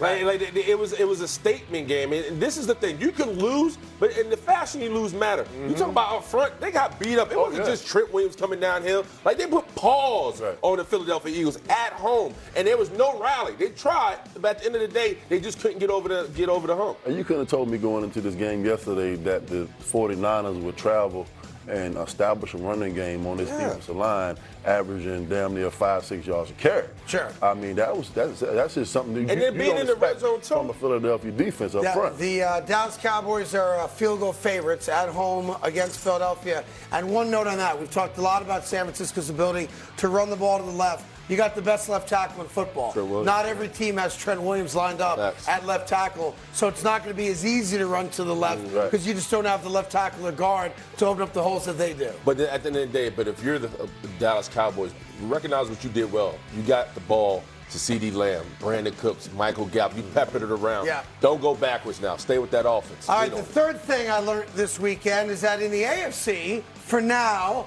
all roads to the Super Bowl lead through South Beach. Miami right now, sitting there at 9-3. They've got the tiebreaker over the Baltimore Ravens, so they are your number 1 seed for now, all roads to the Super Bowl lead through South Florida. How about that? Yeah, we'll see. You know what I mean? I think the Ravens are the better team, but okay. I do. I think the Ravens are the best team in the AFC right now, but we're looking at this man run up and down on the football self, and I'm saying to myself from a defensive standpoint, like, how do you slow this guy down? Yeah. Because, I mean, he's a weapon where, if you line him up in the slot, you line him up outside, he needs special attention. And yesterday, the Commanders, they totally disrespected him. They gave him no respect, just like you said.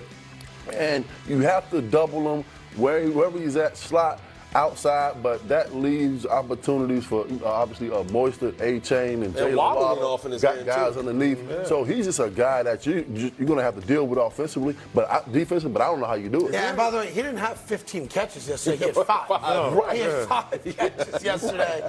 And the game was a blowout early. Miami, schedule-wise, I'm pretty sure, has 3 consecutive home games now. Yeah, so you see right there, Tennessee, the Jets, that should be win-win. How do you get 3 home games in a row in December? I'll do one better, Plax. 4 out of the last 5. Wow. The only road game they have left are the Baltimore Ravens. Yeah, that's the only road game they have left. Okay. And obviously we'll talk about that in a couple weeks. The last thing I learned after this weekend of NFL football is that the New York Jets, the New England Patriots, and the Pittsburgh Steelers triple-handedly set football back 100 years on offense, all right? 16 points combined on offense between those 3 teams. 1 offensive touchdown, and that was the Steelers. Time. Yeah, absolute garbage time. 1, 2, 3, 4, 5 quarterbacks played for the Jets, Patriots, and Steelers, and they combined for a single touchdown through the air yesterday. I think the Jets, out of this whole group, is the most abysmal offense I've ever seen. First of all, the Patriots. Football. I just don't know how you put a group of professional football players on offense and the guys can't get separation. You can't complete a pass. You can't score a touchdown. I just don't understand that mindset of playing in this league at the highest level of football. And those guys are getting paid too. That's right. But at the same time, you can't score a touchdown. Pro football. If you're a Jets fan, how do we get the worst of the worst backups? Yeah. Well, we don't even get the good backups. We get the bottom of the barrel. They think that nobody's getting hurt.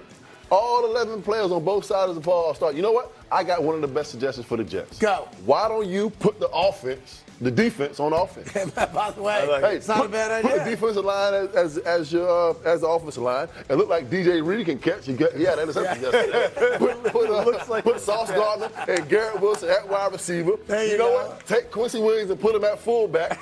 And you know what? Put not a bad idea. And keep Brees Hall. There you go. Just bring back the Wildcat. I'll tell you this: during the game on Fox yesterday, Kenny Albert, great play-by-play broadcaster, actually put out a stat that made the world blow up on social media. The New York Jets for the season, have more first quarter safeties than they do touchdowns for the year. They have 2 safeties and 1 touchdown in the first quarter into week 13 of the NFL. Those are your scripted plays, too. Yeah. And by the way, tell you what else. I hate to say this, the New York Jets' best quarterback right now is Zach Wilson. And that can't be argued. Shockingly enough. I can't even argue that. Well, listen, we're right out of time for Get Learned, so the other things we learned we'll keep to ourselves. Coming up now, Green Bay with a big win against Kansas City. Where does that put Kansas City? Where does that put Green Bay? And were the Eagles exposed yesterday in their embarrassing home loss to San Francisco? A game you should have known the outcome of way back a week ago. Oh, please. No. Good morning and welcome back to the Carton Show. We have more early morning headlines. And look at Russell Wilson run. Look at him throw. And look at him get intercepted. That sealed the game for the Texans, who got a big win at home after losing at home to the Jaguars the week previous. Is it time to start taking the Texans seriously as a playoff team? Yeah, I mean, I think we have for the last couple of weeks because they've got a quarterback that's a difference maker and overcomes whatever mistakes he makes. I watched that play again and again, and I know he's under duress that Russell Wilson He should have thrown that ball. But he's got plenty of time. Yep. If you show that highlight again, it's 3rd down there as they try to steal the victory late. but after he escapes the sack there, he's actually got room. Yeah. And he could get off to his right and extend the play there and wait for a guy to get open. But, I'm sure internally his clock's going really fast, and he panicked there because he would have thrown the ball into triple coverage and had no shot. So that's just that. That being the case, to answer your question, are they a lock? No. Houston's not a lock to make the playoffs, but they're certainly in the driver's seat. Right. And winning a game against Denver, a team that you're competing against for that final playoff spot, gives you a real shot in the arm to be the last team in. Yeah, I struggle to realize to understand if the Texans' defense is that good or Russell Wilson just played that bad. He had 3 interceptions and they were 0 for 11 on third down. Yes. Will Anderson looked great. Well, yeah. I mean, regardless, if you look at it, I mean, it's still a good win for the Houston Texans. Oh, it's a big win for them. Broncos won 5 in a row. And I'll say this. If D'Amico Ryans finds a way to get this football team into the playoffs, he should be coach of the year. Oh, I don't think there's any doubt about it. I agree. I know the record might not, it might not be 9-3 or whatever the case may be. But if he gets this team into the playoffs, because we before the season started, we said that 2 of the worst teams in football would be the Carolina Panthers, the Houston Texans, and the Arizona Cardinals. That's right. And they're 7-5 right now. So man, shout out to D'Amico Ryans. And not only that, they're in every game. Yes. Right? Yes, so, look, Denver had won 5 straight games, Plax, as you just said. And this is a game where you're fighting them for that last playoff spot or maybe the 6th spot, your best case scenario. And you had ample opportunities to blow the lead. Like Houston gave Denver plenty of chances late to win the game. Yeah, obviously, that's an interception in the end zone from about the 10-yard line.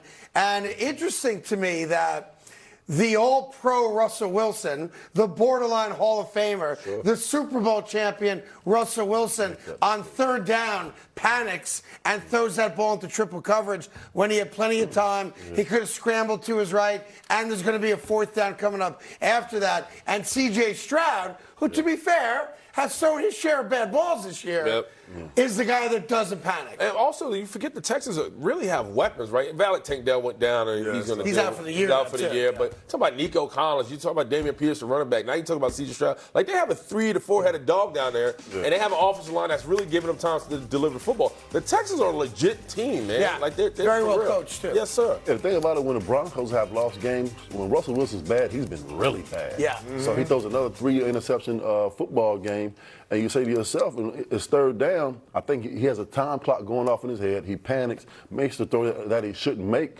Give your team another chance on 4th down to win the football game. Yeah, it's a great story, though. I mean, we take them for granted because who cares about Houston, obviously, but it happens to be a great story, and it's why getting that first pick on your quarterback right is so important. When you get it right, you have a chance to win. When you get it wrong, like Zach Jets. Wilson, for the moment, Bryce Young, you have no chance to win. So give Houston credit, and maybe they got lucky because Carolina moved up to take Bryce Young 1, so they got left with C.J. Stroud because they would have taken Bryce Young if Stroud went first. So sometimes other people's incompetence is a benefit to you. And that's what happened to Houston. And they are thrilled that they got C.J. Stroud. Absolutely. Moving on to our next headline, and that is the night game between the Chiefs and the Packers in Lambeau. Jordan Love had himself a game. This is coming off a win against the Lions. Jordan Love looked great in this one.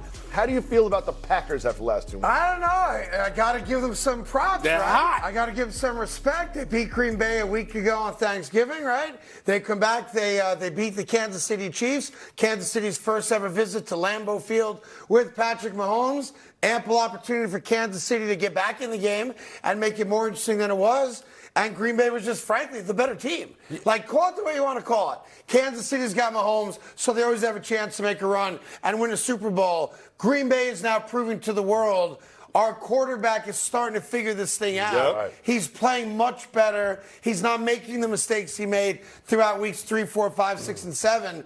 And now we're a good team because of it. On top of that, what we're starting to see from the Green Bay Packers is they're coming out the gate punching you in the mouth. Go back to the Detroit game. Big deep ball to Watkins. Talk about this game alone. The first two series, they scored touchdowns, right? So Green Bay's not waiting around for anybody. They're coming to score and they're coming to kick butt. And now the defense is starting to back them up on top of that. So I don't know how you felt about Jordan Love, but he's starting to ride. You better start to believe in this young man. I'll tell you one other part of this. I know you focus on the Green Bay side of it, but you got to also focus on how bad Kansas City's defense was. Oh, because that's not a spag. even in these highlights we're showing you, I mean, I make that pass, dude's wide open. Yeah. This is a great job in the pocket by Jordan Love, not panicking, waiting for a guy to come across the field and be open.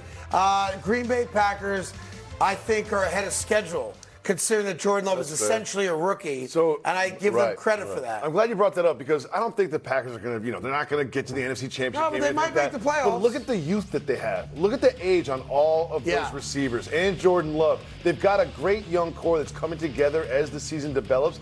And if you're a Packer fan, you're saying to yourself, maybe there's a little hope. Maybe next season we can put something together. Well, here's what that reads to me, because I'll be honest, there's guys I still never heard of that are on that list, right? But I've never heard of Tucker Kraft. I think it's Robert Kraft's son. But you look forward to Jordan Love and Romeo Doubs and Christian Watson and all these guys moving forward, like developing a relationship. Yeah, with the football exactly. field. But here's the best They part don't have of to that. be big names. When you play with a quarterback for multiple years and you start to understand where you need to be at and where he wants you to be at, you don't have to have star wide receivers to go out and compete. Right. What that list means to me is that none of them are making any real money yet either.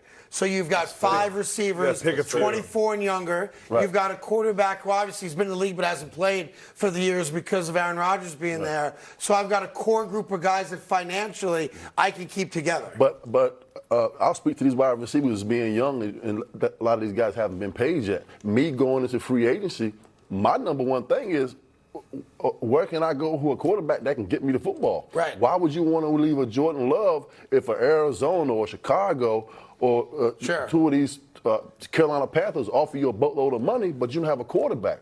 So are you going to leave Jordan Love on a second contract to go play on an offense that can't pass? It's a good point. As Jordan Love gets better and better, and as you say, as you build that relationship, which you had to do twice in your career. Right. Young Ben Roethlisberger and a young Eli Manning. People forget Eli Manning was on his way out when that 2007 run happened. So, yes, you have to build a relationship so that when he knows he's under duress, I can trust the guy down the field and throw the ball up and hope he makes And you saw it yesterday. That floater he threw up in the air and came down. Dobbs? Oh, my God. I was just like, He seems like every throw that he threw was off his back foot. but it was coming down and hitting him in the chest, though, Jacob. If I can be honest about that, though, it really bothers me to my What bothers core. you, Craig? Watching competent quarterback play like that. Seeing a young quarterback, whether it's C.J. Stroud at Houston or now we're talking about Jordan Love in Green Bay, it bothers me to my core. Like my soul hurts when I watch it because I sit at home and I spend half my day texting with Plaxico about how ugly the New York Jets look and how we've never seen a situation like this when you don't have one quarterback, you don't have a second quarterback, you don't have 3 quarterbacks, and yet they're all on your roster and they all get to play. And then I watch Jordan Love, and he's like, who wants a touchdown? Anybody want a touchdown? You get a touchdown. It's like every other team's got Oprah Winfrey playing quarterback for them, and I'm not giving away nothing. It kills me. I hate the NFL. It's tough to watch. Moving on to our final headline. 2 actually good teams at football went head-to-head in Philadelphia. Of course, we're talking about the 49ers going into Philly. The Niners been 3-and-out in the first 2 possessions. Yes, and they did. then they just kept scoring touchdown after touchdown after touchdown. Let's start with this. Did the Niners establish themselves as Super Bowl favorites yesterday in Philadelphia? No, they didn't. What? I've already had them there. And I've just been right. I'm sorry. I'm just 5-yard right pass. a lot, okay? Touchdown. Yes, 5-yard pass. That's right. Plaxico hates 0-yard pass. 0-yard pass, touchdown. Look, San Francisco did something that no one's done to Philadelphia in a while. Right. And that's really embarrass them and dominate them and make their defense look, average at best. Whether it's missed tackles, whether it's wide open guys, thank you, whatever it might be. San Francisco, and it was interesting because 1 quarter into the game, it was like, wow, I'm thinking to myself, boy, Philly's going to regret not scoring touchdowns. Yeah. That's what I kept saying to myself. Yeah, me too. First 2 drives, they get down the field, they're inside the 20. Both times San Francisco's defense kind of bows up and they settle for field goals. I'm like, boy, if San Francisco gets it right, that's going to come back and haunt them. And then that 3rd possession, it was like, whoa. Where did that come from? Because there was pop, pop, pop, pop, pop, pop, pop. Everything they did worked. They went 90 yards down the field, and they take that 7-6 lead. And then that was it. Right. 5 straight possessions, 5 straight touchdowns on the ground, through the air. McCaffrey was unstoppable. The left side of that line was brilliant. And now you've got a Philly team that's in an interesting spot. because they wanted all the smoke. They right? did. They got it. They were chirping all week And long. I was with it, Craig. Right? When they were like, oh, remember with the boo-hoo comment? yep. Oh, San Francisco was crying after the game last January when they had to play the NFC Championship game without a quarterback. And Philly talked a lot of smack all week long. And what happened? They got punched in the mouth. You ask for the smoke every now and And they then. brought the smoker. There's going to be a guy or a team willing to bring it. San Francisco not only brought it, they embarrassed Philly by running up the score, scoring more than 40 points against the Eagles in Philly. And I stated this earlier, the fact when you go back to that game, the Eagles couldn't do nothing with the Niners pre-snap motion. I mean, the miscommunication on that back end was glaring. That's how everything was starting popping off the tape. And if you're the Eagles, right, and you got Brock Purdy, who you choose to not believe in and believe in, however you feel, there was not a pass rush that could get to him. Like that, you talking about Sweat, Carter, all those guys, Hassan Reddick, they struggled to get to him. And I know he was getting rid of the ball at fast, but you talk about in the rain, in Philly, at home, there was nothing. It's a signature win for Brock Purdy. Yeah, I just don't know what you do defensively. I'm watching some of these motions. Some of them I've never seen before. And then you have so many guys that are dynamic and do so many different things, from Debo's to Kittles to Brandon Ayuk, and now you add McCaffrey into the mix. And then you ask, Look at this block by Kittle. Kittle, love that. Jason Kelce after the game, they asked him about the game. He said, "We're just not good enough yet." And I think this is a wake-up call for the Philadelphia Eagles moving forward, because right now they're not good enough. But Flax, listen to that statement. We're going to week 14. Yeah, but the flip side of that also But they is ran into the best there's not a lot of teams as good as San Francisco either. No. Now, maybe Dallas is because they're playing their best football right now, poses some problems for Philly. That's probably a fair argument. And we'll talk more about the game as we move closer to it later in the week. San Fran is special. They've got a great defensive line. You saw that yesterday. Offensively, 2 wide receivers, running back, tight end, quarterback, probably better than any other combination Probably the best that linebacker exists in duo the in the league. league. So, best linebacker duo. Yeah, so we forget that San Fran's got mad talent all over the place, and went into a town with revenge, with guys that were talking smack Craig, all week, and said, we're going to give you something. But when the Eagles started that game and they get down there, Right. Yeah. I'm thinking oh, touchdown. They go away with 3. I'm thinking, they come right back. Touchdown. They come away with 3. I'm just like, And on the flip side of that, defensively, when the game first started, I said, oh, yeah, the Eagles ready to right. out, I three felt and out, that. 3 and out. I said, it's going to be like this all game for That's the not what happened. moving forward. There's- And it was the exact Niners opposite. was like, Now, if you guys could show that Debo Samuel touchdown one more time. Hassan Reddick's a great There's player. 3 of them. A great player, but He overruns it. That play right there, the game is still in the balance at that spot. But the fact that Hassan Reddick comes in and doesn't even see Brock Purdy give the ball to Debo coming the other way, and as Platt just said, overruns the play. To me, that was indicative. Debo's untouched right here. Yep. That is Right. not Philadelphia Eagles defense. That's a 50-yard touchdown pass. Doesn't get touched. Man, that city prides themselves on defense and making open field tackles, and that is unacceptable. And this For is why- Debo to catch a screen at the line of scrimmage and nobody touches him. and I know the Eagles played 3 games in 13 days, right? And so we can say what we want, but that's not an excuse. The bottom line is they go on Sunday against the Cowboys team, who is also well rested, right? So if you're the Philadelphia Eagles, listen. It's not a time to have a players only meeting, but you get these guys together. Nobody feels sorry for us. Right. We got to figure it out, and we got to go to work, and we got to play the Cowboys, who's going to be hungry. And the reality, to be fair, they could lose to the Dallas Cowboys and still win the division and still even have the number 1 seed if San Francisco loses another game. It's a huge game. Bigger for Dallas than it is for Philly, but it's a big game. But I would also want to ask you guys this question. As you look at a game like that, because Plex, you made the point just over an hour ago, which I think needs to be made again and needs to stay in the back of people's minds, that if these teams should meet again, you view what happened yesterday could be a benefit to Philly should they meet again in the NFC Championship game. Because now you go back and look at this tape. If you meet in the NFC Championship game in Philadelphia, now instead of I don't know what technique this defensive tackle was playing. He was playing a 3 technique. There was no a defensive tackle covering Trent Williams on the line of scrimmage. Right. So you run the ball to the left-hand side. This guy's the best left tackle in football. And now you put him on a guy who was 230 pounds. When Christian McCaffrey gets the ball, he's already at 7 yards before he even gets touched. So now you have to adjust moving forward. If you're the Philadelphia Eagles, based off of what you saw yesterday, defensively, they will not be able to go into Philly and run the football like that. If they meet and you experienced it twice in the 2007 Super Bowl run, the last game of the regular season against the Patriots. You lost the game. Right. Great game. It was like 35-31 or something, if I remember. Yep. And you came back and beat them in the Super Bowl. But you also acknowledged that game against the Packers. You had lost to them earlier. Right. Yeah, they came in and beat us up pretty bad, and they came out and played, man to man. We had some turnovers, but then we went in the locker room after that game and said, listen, the only way we will meet this team again is in the NFC Championship game. And we said to ourselves, we get to an NFC Championship game against the Green Bay Packers. Even they beat us convincingly, we still have a chance to go. Yeah, but I got to say this. I don't know how much the Eagles take away from this loss. From the standpoint is the Niners came in as advertised, right? Yep. You knew they had a big offense. You knew they had a big-time defense. You knew they can put up points. You know they can do things on the defensive side of the ball that cause havoc. Rush 4, drop 7. So if I'm the Eagles, the only thing I take away from this game is the bottom line is we can't get out physical, right? Because the X and the O thing is that's one thing. But well, you know what else they took out of this game? Their quarterback got hurt again. Jalen Hurts went into the tunnel, and I'm for the life of me saying to myself, he shouldn't come back and play down 3 touchdowns, and yet there he is in the fourth quarter, playing football. And I appreciate the warrior mentality of that. You want to go down on the shield. But you got to protect that guy, because if Jalen Hurts is not your quarterback, you're not winning a Super Bowl. Yeah, I'm saying to myself, you're down, 3-4 touchdowns?